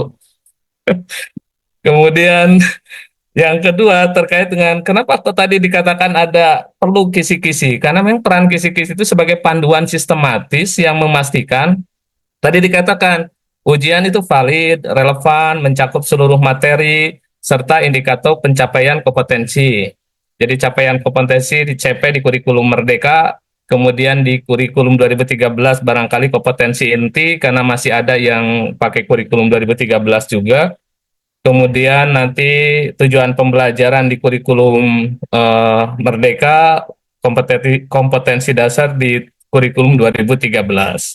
Tapi yang jelas ini menjadi satu panduan. Jadi kenapa diperlukan kisi-kisi sekali lagi sebagai panduan sistematis yang memastikan soal ujian itu valid, relevan, dan mencakup seluruh materi serta indikator pencapaian kompetensi. Nanti ada kalanya teori itu tidak harus selamanya dipraktikkan, Bapak Ibu. Kalau kita misal ngacu kepada teori yang disampaikan di perguruan tinggi untuk menguji satu soal saja itu nggak selesai-selesai. Jadi kalau kita misalkan gunakan pendekatan reliabilitas, kemudian juga validitas, maka soal sebelum diujikan itu diujikan dulu terlebih dahulu ini sudah valid atau belum begitu. Makanya jadi ujian ya udah itu untuk khusus evaluasi. Tapi bagi kita itu ya kita sudah punya ukuran tersendiri yang sekiranya paling tidak apa yang kita sampaikan kepada peserta didik itulah yang kita ujikan kepada peserta didik. Jangan sampai kita mengujikan sesuatu yang belum pernah disampaikan kepada peserta didik. Nah, oleh sebab itu inilah fungsinya ada kisi-kisi itu biar tahu apa yang akan kita sampaikan. Nah, apa sih sebenarnya kisi-kisi itu? Pertama, ada beberapa pengertian atau istilah terkait dengan kisi-kisi ini. Kerangka atau matrik yang membuat informasi penting tentang spesifikasi soal yang akan dibuat. Jadi kita itu akan tahu ini soal apa, jenisnya apa, tingkatan kesulitannya seperti apa, itu melalui kisi-kisi. Yang kedua, pedoman bagi penulis soal agar soal yang dihasilkan sesuai dengan tujuan yang ingin dicapai. Nah, apa sih tujuan kita membuat soal itu begitu? Kemudian yang ketiga, berisi komponen-komponen dasar seperti kompetensi dasar atau tujuan pembelajaran, materi, indikator soal, kemudian level kognitif, bentuk soal, dan ini dari kerangka atau komponen dasar yang ada di dalam kisi-kisi. Makanya, Bapak Ibu, ketika kita mau membuat kisi-kisi, ada beberapa kompetensi yang harus dikuasai oleh kita sebagai guru. Pertama adalah pengetahuan kurikulum. Saya kira tadi sudah banyak disampaikan oleh Pak Chandra, kemudian juga oleh Ibu pengawas kita terkait dengan peraturan-peraturan, kemudian pemahaman mendasar terkait dengan kurikulum, terutama kurikulum Merdeka. Kalau tidak paham, ya saya kira bingung. Karena nanti seperti dievaluasi kurikulum 2013 dengan kurikulum Merdeka, kalau di kurikulum 2013 itu ada pemisahan ya antara penilaian pengetahuan, kognitif, kemudian penilaian sikap, afektif, dan penilaian psikomotorik atau kinerja. Nah, sementara hasil di kurikulum Merdeka itu kembali ke konsep lama, tetapi semuanya include pengetahuan, keterampilan, kemudian juga sikap, semuanya include menjadi satu nilai. Sebenarnya lebih sederhana dibandingkan dengan penilaian di kurikulum 2013. Itu hasil ya, hasil olahan penilaiannya. Nah, makanya sebenarnya lebih lebih mudah kalau kita melihat di kurikulum Merdeka dibanding kurikulum 2013 terkait dengan olahan penilaian. Belum lagi di kurikulum 2013 itu kita direpot dengan deskripsi, dan deskripsi pun mempengaruhi apa istilahnya status peserta didik kita. Nah, kemudian yang kedua, karakter dan kompetensi murid. Tadi banyak disampaikan. Kita ini kan ada di SD sama TK. Mungkin kalau TK itu gak perlu soal tulis kayaknya ya. Karena kalau soal tulis, eh, jangan-jangan belum bisa baca karena tidak ada perintah dari dinas pun TK harus diajarkan membaca begitu. Maka dari itu lebih cocok ya praktek saja kalau ujian di TK itu. Misalkan ya praktek berwudu, kalau bersuci praktek membersihkan najis ya. Saya kira itu penting kalau di TK yang ringan-ringan saja. Jadi jangan sampai terlalu jauh. Nah, ini karakter dan kompetensi murid wajib kita ketahui. Kemudian juga eh, yang tidak kalah penting karena kita ini mengajar PAI, saya kira sekali lagi sesuaikan dengan kurikulum yang diajarkan di sekolah negeri, apapun itu terkait dengan teori ataupun isi materi yang diajarkan di sekolah negeri. Jadi terkait dengan isu-isu khilafiyah dan lain sebagainya, alangkah lebih baik dihindari. Mengapa demikian? Karena kalau di sekolah negeri itu eh, pasti anak kita itu sangat beragam sekali. Di sekolah saya itu mayoritas itu LDI, maka mau tidak mau bagaimana bisa diterima juga. Jadi banyak anak-anak dari LDI. Nah, selanjutnya adalah skill menulis. Nah, skill menulis ini sangat penting sekali. Sebaik apapun kisi-kisi yang kita buat, nanti kalau contoh soal dari tata bahasanya kurang pas juga, ya sama saja nanti mempengaruhi begitu untuk apa istilahnya validitas soal. Nanti jangan-jangan yang ditanyakan apa, kemudian jawabannya apa. Dan diusahakan jawaban itu jangan sampai ini kalau kita bedah terkait dengan soal ya, itu lain lagi sebenarnya materinya. Jangan sampai terlalu kontras membuat pilihan-pilihan kalau itu pilihan ganda. Jadi harus selaras senada sehingga si siswa itu masih bisa berpikir. Nah, selanjutnya Bapak Ibu, pentingnya kisi-kisi soal. Satu, alat perencanaan evaluasi yang sistematis, memastikan kesesuaian soal dengan kurikulum dan tujuan pembelajaran. Uh, kita ini bisa jadi punya soal duluan, baru kisi-kisi, atau kisi-kisi dulu, baru soal. Idealnya kan idealnya. Kalau idealnya punya kisi-kisi dulu, baru soal. Tapi kita kan harus jujur, saya kira. Kalau Abah Yai Sofian, saya yakin beliau punya kisi-kisi dulu baru soal gitu ya. Kalau saya kadang punya soal dulu baru kisi-kisi. Tapi yang terpenting sebenarnya soal yang kita buat itu nanti pemetaannya harus sesuai. Jadi pemetaan itu sesuai dalam arti sesuai dengan kurikulum dan tujuan pembelajaran yang kita sampaikan, yang kita buat. Jangan sampai keluar dari itu. Terus berikutnya meningkatkan validitas dan reliabilitas soal, tadi sudah banyak dijelaskan, lalu memudahkan guru dalam menyusun soal. Jadi memudahkan guru untuk menyusun soal itu, salah satunya yang membuat kisi-kisi itu. Sehingga kita membuat soal apa, kita tinggal melihat kisi-kisi tadi. Kemudian memberikan kejelasan bagi siswa tentang cakupan materi. Nah ini penting. Nah, guru sendiri ketika kita membuat soal di pendidikan agama Islam itu kan ada 5 aspek. Satu, akidah, Al-Quran ya, satu Al-Quran. Yang kedua, akidah. Yang ketiga, akhlak. Yang keempat adalah fikih, fikih ibadah. Kemudian yang kelima, sejarah. Itu urutan di kurikulum Merdeka kurang lebih seperti itu. Mulai dari Al-Quran dulu, baru berikutnya akidah, lalu berikutnya akhlak, lalu keempat fikih, terakhir sejarah. Kalau tidak salah, kalau di kurikulum 2013 itu sedikit terbalik ya kalau nggak salah. Eh, nomor 4-nya itu sejarah dulu, terakhir fikih biasanya begitu. Ini coba. Tapi pada dasarnya sama semua. Ada 5 aspek itu. Al-Quran, akidah, ibadah, kemudian akhlak sama sejarah. Nah, kemudian juga sebagai dasar analisis butir soal. Jadi kalau kita misalkan membuat butir soal, sekiranya soal kita itu 20 atau sekiranya soal kita itu 10 soal saja, kan kita ada 5 aspek. Maka 5 aspek itu berarti sekiranya kita membuat soal, maka kita harus membagi soal itu secara adil merata.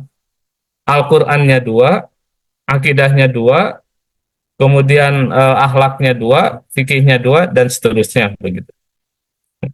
Karena untuk kurikulum Merdeka sekali lagi tidak dipecah-pecah. Kurikulum 2013 tambah lagi begitu ya, penilaiannya per KD. Kalau kurikulum Merdeka langsung saja.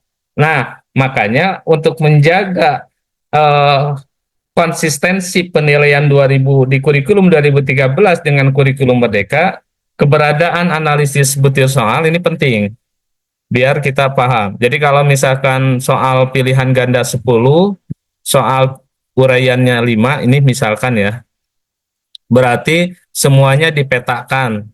Ada soal tentang Al-Qur'annya, ada soal tentang akidahnya, ada soal tentang akhlaknya, kemudian ada sejarah dan fikih ibadahnya.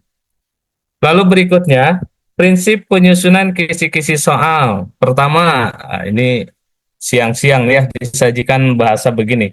Representatif, mencakup seluruh materi yang telah diajarkan dan relevan dengan tujuan pembelajaran. Yang kedua, relevan, sesuai dengan kurikulum, jenjang pendidikan, dan karakter siswa SD. Saya sebutkan SD, tadi ada TK juga kan ya? Nah, di sini ada guru-guru TK, juga mungkin kepala sekolah TK. Kemudian juga ada spesifik indikator dan ruang lingkup materi dijelaskan secara jelas dan terukur. Sehingga tidak ambiar, jelas begitu ya, fokus. Lalu konsisten, ada keselarasan antara indikator, level kognitif, dan bentuk soal. Sebenarnya kalau secara teori, level kognitif SD itu sebenarnya secara teori, umumnya itu hanya sampai level kognitif 3 sebenarnya. Itu secara teori, tapi kadang kita pakai sampai level kognitif, ada yang 5 ya, 5 bahkan ada yang nambah satu lagi gitu 6. Kemudian praktis, mudah dipahami dan diimplementasikan oleh guru. Karena yang menyusun ini juga guru, maka otomatis ini memudahkan kita begitu. Kemudian langkah-langkah pembuatan kisi-kisi soal. Nah, ini sebenarnya langkah-langkah yang seharusnya kita praktekkan terkait dengan penyusunan atau pembuatan kisi-kisi soal. Pertama, analisis kurikulum. Kita ini pakai kurikulum apa begitu. Nah, pahami standar kompetensi dan kompetensi dasar pada mata pelajaran. Berarti kan kompetensi inti sama capaian pembelajaran, tujuan pembelajaran. Jadi pada kurikulum Merdeka. Kemudian identifikasi materi pokok dan tujuan pembelajaran. Lalu perhatikan kedalaman materi yang harus dikuasai siswa SD. Makanya saya kira ketika soal yang dibuat itu sendiri-sendiri itu sangat baik sekali daripada soal yang dibuat oleh kabupaten. Karena belum tentu soal yang dibuat oleh tim kabupaten itu sesuai dengan yang kita ajarkan di sekolah masing-masing. Dan sekarang kan sudah alhamdulillah kita membuat soal masing-masing. Entah dari manapun itu dapat soalnya, yang penting kita punya soal masing-masing begitu ya. Selanjutnya pemetaan materi. Daftar semua materi yang telah diajarkan dalam periode waktu tertentu, misal satu bab atau satu semester. Kemudian pertimbangkan urgensi dan pentingnya setiap materi. Jadi materi yang kita sampaikan di kurikulum 2013 atau di kurikulum Merdeka tahun ajaran 2024-2025 itu tentu berkenaan atau materi-materi yang kita ajarkan di semester genap untuk kelas 1 sampai kelas 5. Kelas 6 kan sudah lewat semua ya. Nah, selanjutnya masih langkah-langkah perumusan indikator soal. Jadi indikator soal itu berbeda dengan indikator kompetensi. Kembangkan indikator soal dari KD atau dan materi pokok. Kalau di kurikulum Merdeka tujuan pembelajaran. Indikator harus jelas, spesifik, dan dapat diukur. Nah, gunakan kata kerja operasional yang sesuai dengan taksonomi Bloom atau taksonomi HOT, Higher Order Thinking Skill. Ini contoh saja. Siswa dapat menyebutkan ciri-ciri orang yang mendustakan agama berdasarkan pembelajaran dari Quran Surat Al-Ma'un. Kelas berapa Bapak Ibu Surat Al-Ma'un itu? Kalau di kurikulum Merdeka?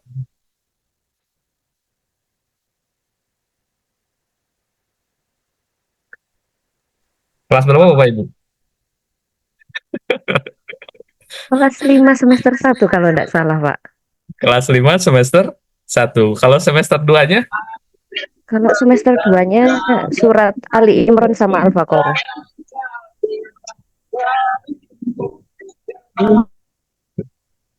Ya, kelas 5 semester 1. Berarti nanti lihat di surat, kita lihat ke tujuan pembelajaran yang Bapak Ibu susun. Karena bisa jadi berbeda ya. Untuk kurikulum mereka itu bisa jadi berbeda satu sama lain. Disesuaikan saja. Sesuai dengan sekolahnya masing-masing. Kemudian berikutnya, level kognitif. Jadi klasifikasikan indikator soal berdasarkan level kognitif. C1 mengingat, C2 memahami, C3 menerapkan, C4 menganalisis, C5 mengevaluasi, C6 mencipta. Nah, ini teori ya, sekali lagi teori. Sesuai dengan kemampuan SD, maka yang dominan SD itu di C1 sampai C3. Apakah mungkin mengevaluasi, menganalisis, mengevaluasi, dan mencipta? Mungkin. Tidak ada yang tidak mungkin.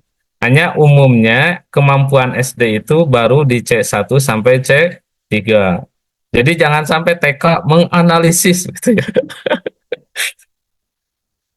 Maksudnya jangan sampai itu, kasihan. Kalau memang belum mampu ya lebih baik cari yang dasar-dasar saja begitu. Menerapkan, mengingat, itu yang dasar-dasar dulu saja bertahap.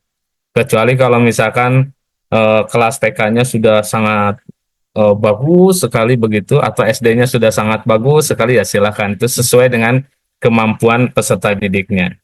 Kalau misalkan kita nyampaikan sekali nggak bisa, dua kali masih nggak bisa, tiga kali masih juga nggak bisa, ya mungkin kitanya yang keliru ya. Boleh jadi kitanya yang nggak bisa ngajar begitu, atau mungkin peserta didiknya yang memang lemah begitu. Nah, itu menjadi bahan pertimbangan kita. Makanya beruntunglah kalau orang yang pernah berganti-ganti sekolah itu, saya kira menjadi pengalaman. Di SD ini seperti apa, di SD ini seperti apa, itu akan tahu kemampuan peserta didik itu. Nah, kemudian langkah berikutnya, penentuan bentuk soal. Ini bentuk soal yang tepat. Pilihan ganda, esai, menjodohkan, isian singkat, dan lain-lain. Nah, kalau yang hot itu, soal yang hot itu, Bapak Ibu, biasanya ada pada dua, pilihan ganda dan uraian. Itu kalau yang hot. Sementara isian singkat itu bukan soal yang hot, tapi sulit biasanya. Karena hafalan, kalau nggak bisa jawab, sudah nggak bisa. Makanya yang isian singkat itu tidak boleh kita buat soal yang memungkinkan jawabannya itu ganda, itu masih teori. Ini tuh secara teori, tapi kalau prakteknya tetap ada, oh ya sudah, silakan aja, memudahkan apa istilahnya pengoreksian begitu. Tapi kalau secara teori buat pilihan ada pilihan ganda itu yang langsung soal jawaban pilihan, ada juga yang dulu cerita, tapi ceritanya itu harus nyambung. Jadi setingkat provinsi saja, kalau kita coba analisis soal yang disusun di tingkat provinsi atau di pusat saja, kadang masih ada yang tidak nyambung antara stimulan. Jadi stimulusnya apa, pertanyaannya apa, kadang ada ya, tentu tidak. Itulah yang apa istilahnya tugas kita untuk merevisi, kita memakai soal-soal itu kan. Kalau bukan berarti tidak boleh ya memakai soal, mudahkan kita. Pokoknya plek terima disampaikan, ternyata juga, tapi harus sesuai, intinya harus sesuai dengan apa tadi. Kemudian pertimbangkan karakteristik materi dan indikator soal, lalu dibuat. Ini nanti ada hubungannya dengan memudahkan penilaian Bapak Ibu. Makanya penilaian akhir semester ternyata tiap sekolah juga berbeda-beda. Bahkan ada yang lebih menggunakan dari aspek kertas. Oh ya gak apa-apa. Kan tidak ada yang ini. Saya semua 10 soal kan kertasnya lebih ngirit gitu. Bagi sekolah-sekolah kecil itu barangkali itu bisa lumayan pengeditan darat.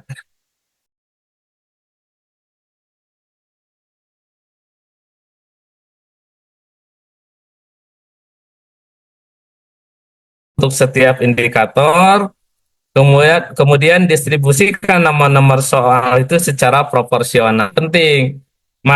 Satu indikator soal itu bisa memuat dua atau tiga soal, artinya bisa memuat lebih dari satu soal. Silakan didistribusikan, mau di soal berapa saja begitu. Itu sesuai, lagi-lagi sesuai dengan apa istilahnya kemampuan Bapak Ibu semuanya.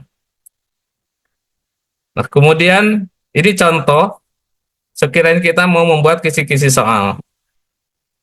Jadi kurang lebih seperti ini. Kisi-kisi penulisan soal, jenis sekolah, nama sekolah, mata pelajaran, kurikulum, alokasi waktu, jumlah soal, bentuk soal, pilihan ganda, lalu uraiannya, nah tahun pelajarannya kurang lebih begini. Nah nanti ini saya kasih contoh yang kurikulum merdeka ya. Nomor tujuan pembelajaran, indikator bentuk soal. Ini kan produk yang sudah kita miliki ya Bapak Ibu. Jadi yang saya sampaikan tadi itu membedah produk yang sudah kita miliki. Terdiri dari tujuan pembelajarannya, memahami makna Quran surat Al-Falaq dan Quran surat Al-Fil dengan benar. Nah, indikatornya disajikan salah satu ayat Quran surat Al-Falaq atau Quran surat Al-Fil, peserta didik mampu menunjukkan pesan pokok yang terkandung dalam ayat tersebut dengan benar. Ini indikator soal yang terbuka, Bapak Ibu. Jadi ada indikator soal yang tertutup, ada indikator soal yang terbuka. Kalau indikator soal yang tertutup nanti disebutkan saja, disajikan ayat pertama Quran surat Al-Falaq begitu. Langsung disebut itu namanya tertutup. Jadi kalau untuk sekolah-sekolah yang barangkali grade kemampuan siswanya ini agak lemah begitu, maka bisa menggunakan eh, apa istilahnya indikator soal yang tertutup. Karena kami mencoba ya Bapak Ibu, ini hasil dari kami. Jangankan dikasih kisi-kisi, dikasih soalnya diujikan lagi soalnya loh susah nilainya. Jujur saya, Mohon itu maaf sekolah Bapak, saya ya begitu. kisi-kisinya Mungkin sekolah belum muncul. sekolah Bapak Ibu enggak gitu. Ini sekolah saya aja. Padahal sudah dibahas soalnya itu, sudah dibahas, dicoba diujikan lagi. Jadi soal tryout kita ujikan lagi di ujian. Ternyata masih nggak ada yang nilainya 100. Oh, berarti memang gurunya ini yang bermasalah. Padahal soalnya dibuat sama begitu. Nah, apa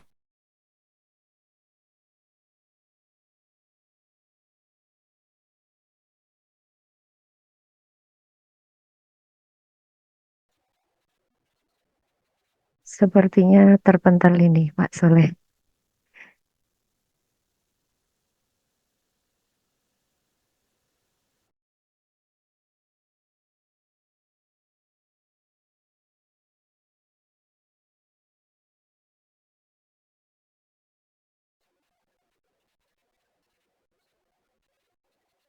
Selamat siang Pak Soleh, masih bergabungkah?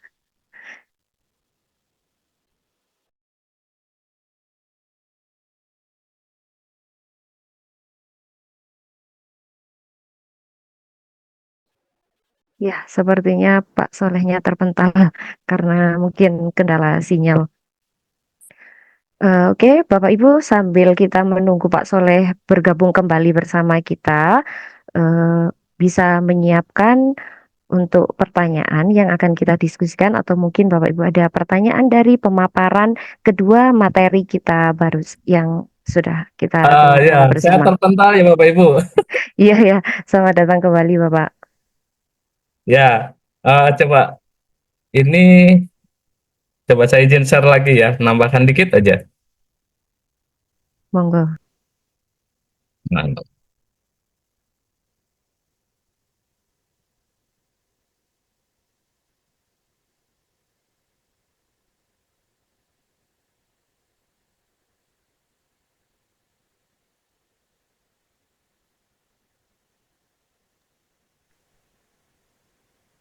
Nah, baik nanti ini kebetulan pas saya tayangkan ternyata ada Bu Lili ini, ada Bu Asesor. Nanti untuk TK beliau lebih menguasai itu. Nanti bisa kita belajar sama Bu Lili terkait dengan di TK.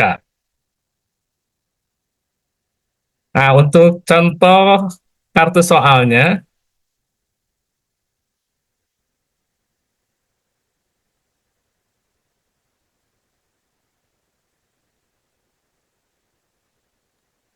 nah, Masih belum muncul. keluar. Ya,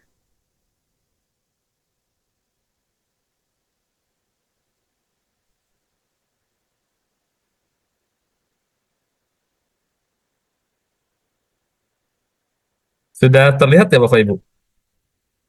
belum Bapak.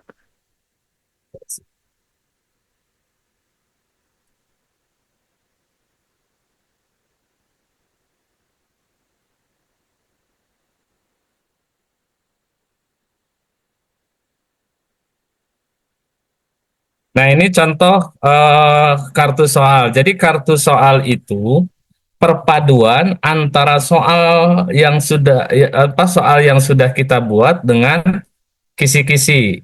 Jadi isinya kartu soal itu ya ada kisi-kisinya, kemudian juga ada ada soalnya yang sudah kita buat. Kurang lebih ini salah satu contoh saja seperti ini kurang lebih.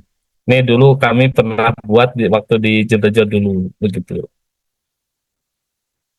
Baik Bapak Ibu, tadi kami pas saya kira ya. Tadi saya menyampaikan maksimal 30 menit dan alhamdulillah sepertinya saya pas nih 30 menit untuk menyampaikan sedikit berbagi dan saya akan tutup dengan pantun bunga mekar hati tak jemu merekas semerbak bau mewangi. Saya sekedar berbagi sedikit ilmu dari apa yang sudah Bapak Ibu kuasai. Terima kasih, kurang lebihnya mohon maaf. Saya akhiri. Bismillah. Assalamualaikum warahmatullahi wabarakatuh. Waalaikumsalam warahmatullahi wabarakatuh. Terima kasih Bapak atas penyampaian materinya. Selanjutnya kita masuk ke sesi diskusi dan tanya jawab. Kepada Bapak atau Ibu yang mau bertanya kepada salah satu atau keduanya dari pemateri kita pada siang hari ini, bisa mengaktifkan fitur raise hand dan menyalakan kamera dan juga mikrofonnya. Kami persilahkan bagi Bapak Ibu untuk bertanya, silahkan.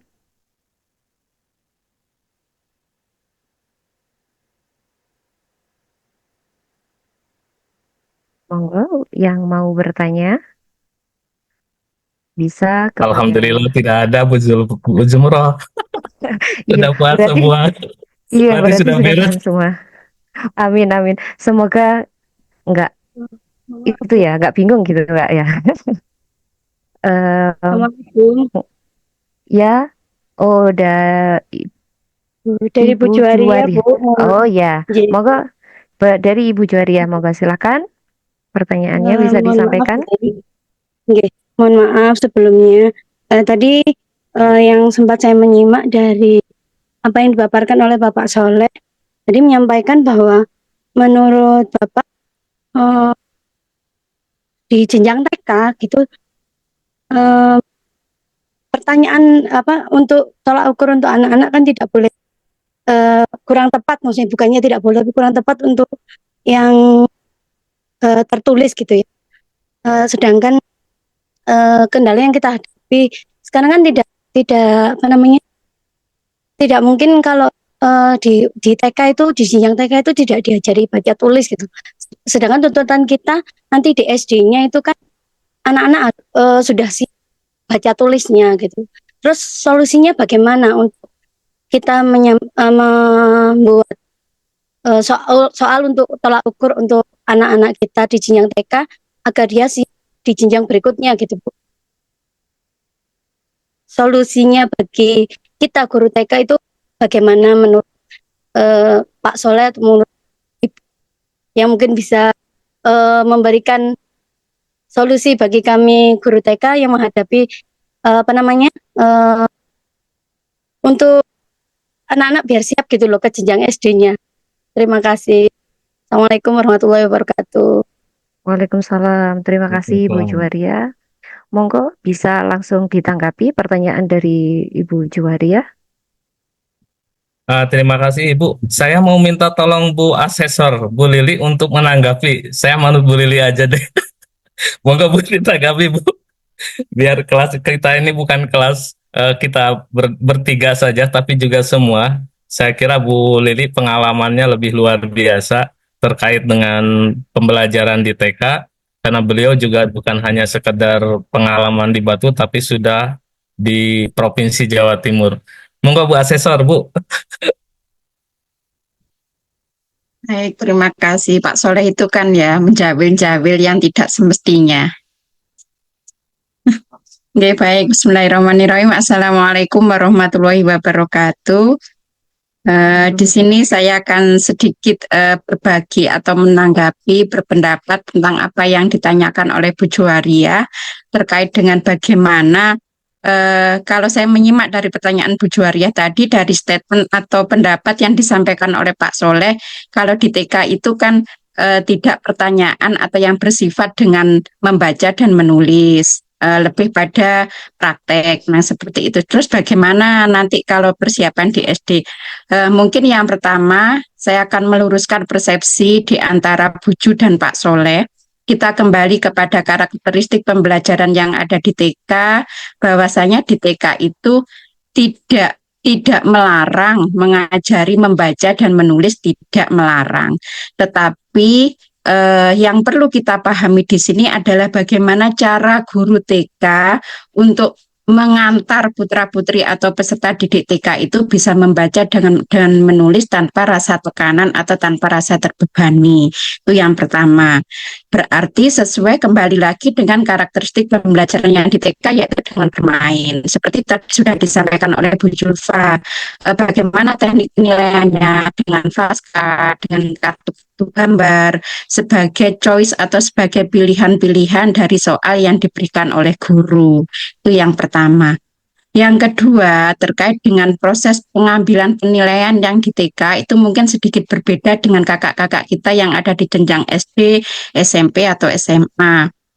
Kalau di TK, sejauh ini yang kami pahami di TK itu tidak ada sesi khusus pengambilan nilai atau semacam penilaian sumatif, penilaian ujian akhir semester itu tidak ada yang seperti itu. Atau mungkin kalau ada yang ada di RA. Kalau di RA itu ada kan pengambilan nilai itu ada. Tetapi kalau di TK secara umum, teori secara umum, penilaian itu diambil setiap hari dalam proses pembelajaran. Jadi kaitannya dengan PAI, bagaimana kita menilai muatan pembelajaran PAI di TK? Ya selama kita pembelajaran PAI yang kita ajarkan itu, seperti tadi yang disampaikan oleh Bu Julfa maupun Pak Soleh. Jadi terkait dengan proses pemahaman anak-anak terkait dengan pembelajaran PAI. Tadi saya kira sudah cukup gamblang yang disampaikan oleh Bu Julfa sama Pak Soleh, mulai dari pemilihan pertanyaan, mungkin berbeda teknik saja. Guru tetap harus membuat kisi-kisi pertanyaan seperti yang disampaikan oleh Bu Julfa, memperhatikan relevan, memperhatikan pertanyaan-pertanyaan yang tidak memberatkan bagi anak itu tetap ada, tetapi tidak disajikan ke anak semacam lembar soal. Ini coba dijawab, dibaca dan dijawab, tidak seperti itu tekniknya kalau di TK. Tadi juga sudah disampaikan oleh Bu Julfa. Saya kira yang perlu kita garis bawahi, penilaian PAI harus tetap kita laksanakan. Baik itu PAI murni yang ada di TK dengan guru agama khusus tersendiri maupun yang terintegrasi dalam aspek atau dalam CP sikap spiritual yang dilaksanakan oleh guru kelas. Saya kira itu yang bisa saya sampaikan. Mungkin kalau ada pertanyaan pemantiknya lagi, monggo supaya kita bisa berdiskusi dan lebih paham dengan apa yang kita pelajari siang ini. Terima kasih. Wassalamualaikum warahmatullahi wabarakatuh. Waalaikumsalam warahmatullahi wabarakatuh. Terima kasih atas tanggapannya Ibu Lili. Bagaimana Ibu Juwaria bisa menjawab ya? Terima Selamat kasih pagi, Bu Bu. Lili. Oke, terima kasih juga Pak Soleh, Bu Lili. Tadi Mungkin saya tekniknya aja, tekniknya aja yang berbeda, Pak. Iya Bu, terima kasih banyak. Baik, kepada Bapak Ibu selanjutnya yang mau bertanya bisa menyalakan fitur raise hand dan menyalakan kameranya atau mikrofonnya.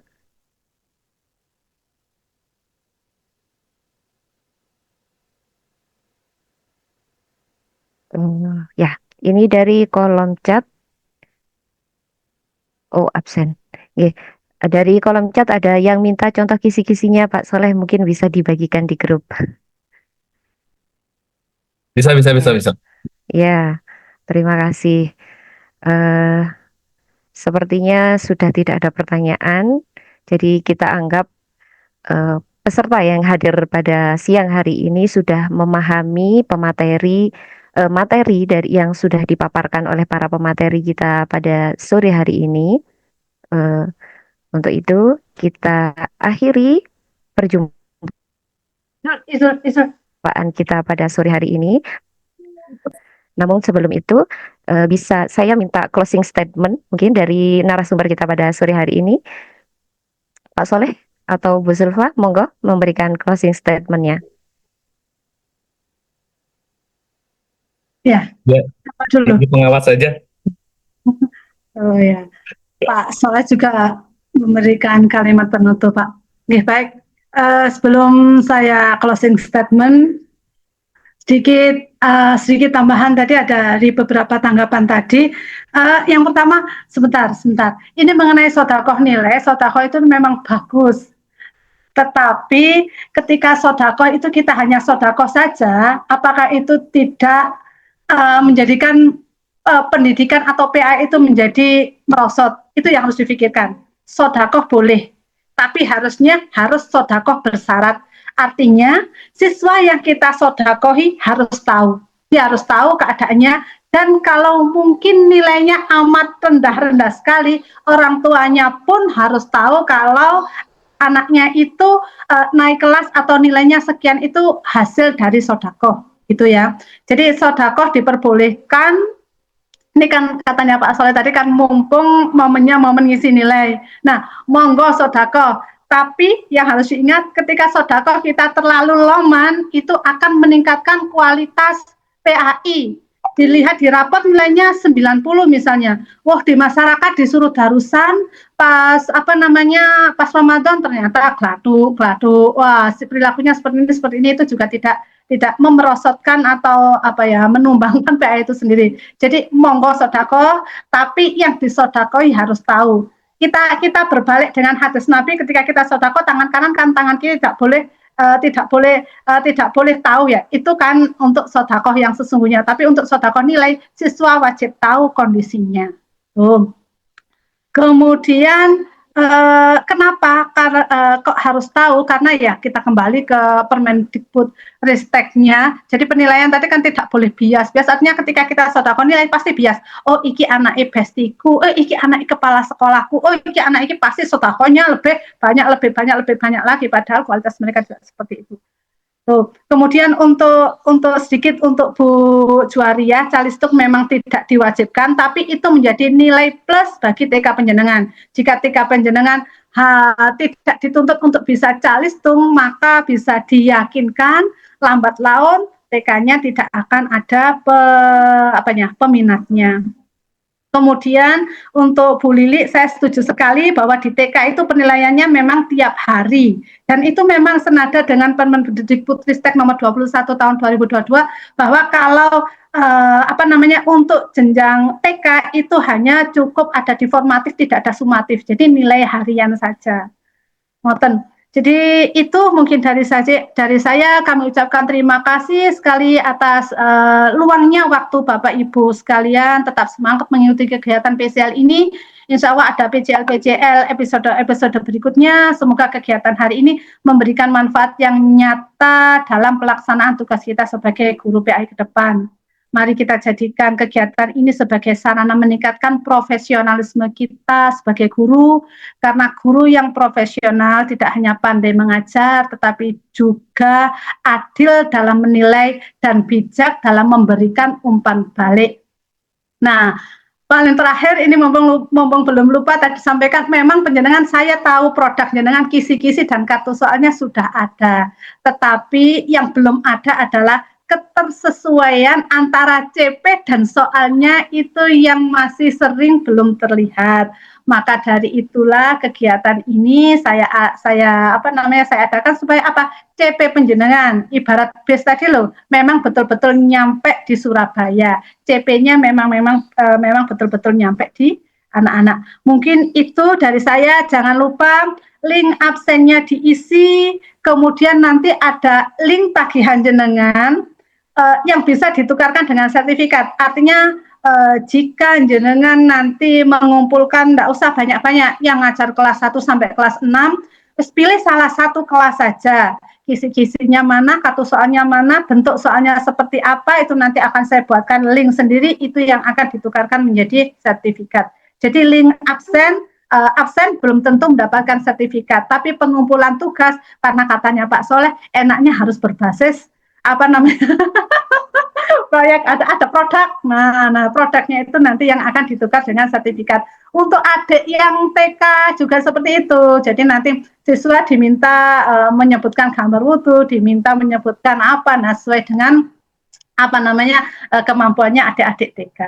Mungkin itu dari saya. Jadi link absen tidak sama dengan link perolehan sertifikat. Nah, link absen ya absen, kemudian sertifikat nanti ditukar dengan produknya, dengan kisi-kisi dan kartu soal jenengan yang sudah disesuaikan dengan apa yang telah disampaikan oleh para pemateri tadi. Mungkin itu dari saya tutup. Berlayar perahu menuju seberang, ingin menuju pulau di sana. Evaluasi jangan asal terang, harus terukur dan bermakna. GPI Kota Batu masuk kelas memakai sepatu. Soal dibuat harus bermutu untuk siapkan generasi nomor 1. Luar biasa. Mohon maaf jika ada salah. Wassalamualaikum warahmatullahi wabarakatuh. Waalaikumsalam warahmatullahi wabarakatuh. Ternyata ini ada pertanyaan Bapak di kolom chat. Ini saya bacakan sebentar ya. Dari Bapak Misbahul Munir bertanya terkait indikator soal tertutup. Boleh kita buat pada kisi-kisi soal apa tidak termasuk pembocoran soal jika kisi-kisi dibagikan kepada peserta didik seperti itu.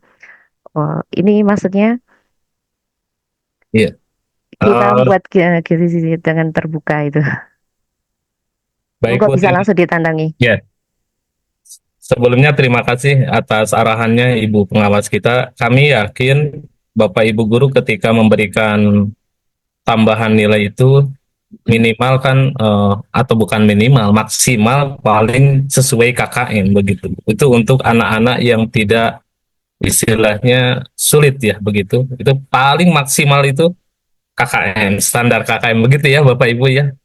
Jadi terkadang kita memang betul sekali biar siswa juga tahu tentu dengan cara bahasa kita disampaikan terkait dengan kemampuan mereka sehingga mereka itu intinya bahasa kita itu berusaha untuk membangkitkan semangat belajar anak-anak tanpa harus menghukumi mereka bahwa mereka itu tidak mampu.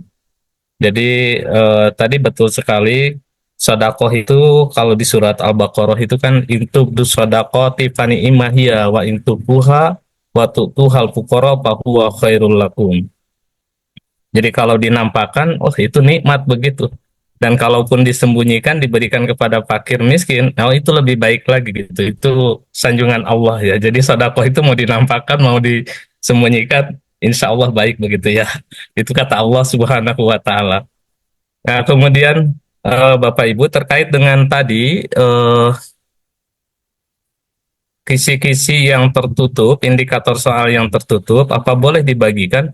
Ya boleh-boleh saja. Itu kan untuk belajar, untuk memandu belajar anak didik kita. Karena lagi-lagi mungkin tidak boleh, sekali lagi, ini mungkin tidak boleh untuk sekolahnya yang memang sudah kualitasnya bagus begitu. Karena itu terlalu mudah barangkali begitu. Tapi untuk sekolahnya yang ya maaf ya misalkan semangat belajarnya perlu kita bangkitkan, terus anak mau sekolah saja juga sudah bersyukur begitu. Maka saya kira jangankan kisi-kisi soal gitu. Soalnya kita kasihkan dibahas saja, ini pengalaman saya, sudah dibahas itu, dikasihkan lagi, gak ada yang nilainya 100. Tapi kadang saya berpikir jangan-jangan ini gurunya ya, sayanya yang bermasalah begitu. Nah, makanya untuk sekolah Bapak Ibu yang barangkali anak-anaknya semangat belajarnya tinggi, kemampuannya juga bagus begitu, lebih baik bikin kisi-kisinya terbuka saja. Sekiranya misalkan kisi-kisi indikator tertutup, ya untuk sekolah yang seperti itu lebih baik lagi tidak dikasihkan. Jadi lebih bersifat umum saja, karena kenapa nanti jangan-jangan justru malah menghalangi anak untuk belajar lebih. Jadi nanti anaknya belajar fokus di situ saja. Jadi nanti lihat kasus kondisi sekolah masing-masing tentunya Bapak Ibu. Jadi biar kita ini tidak kaku pula ketika menghadapi kondisi-kondisi sekolah tertentu. paparan idealisnya memang tidak dikasih tahu terkait dengan eh, apa istilahnya, baik itu soal, termasuk juga kisi-kisi soal yang sifatnya tertutup. Idealnya begitu. Tapi dalam kasus-kasus tertentu, agar siswa itu juga mau belajar, semangat belajar, karena kadang siswa itu semangat belajar kalau pas kebetulan dia dapat nilai besar, akhirnya semangat belajar.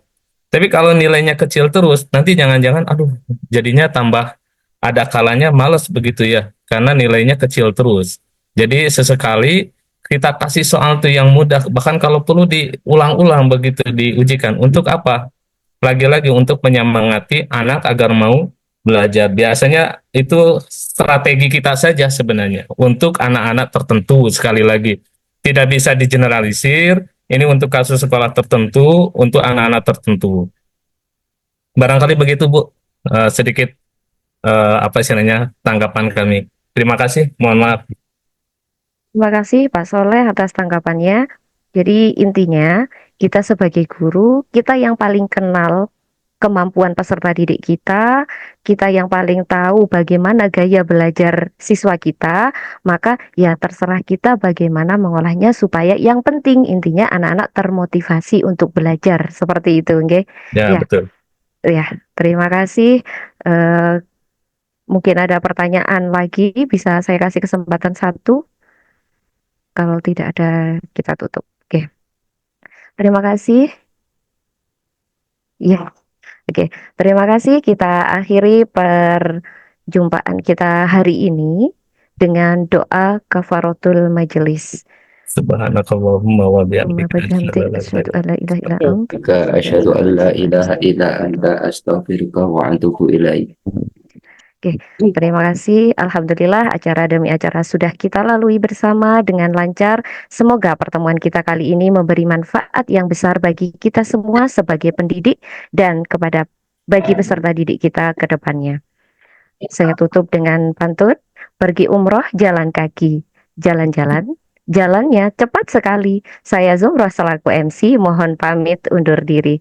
Wassalamualaikum warahmatullahi wabarakatuh. Waalaikumsalam warahmatullahi wabarakatuh. Waalaikumsalam warahmatullahi wabarakatuh.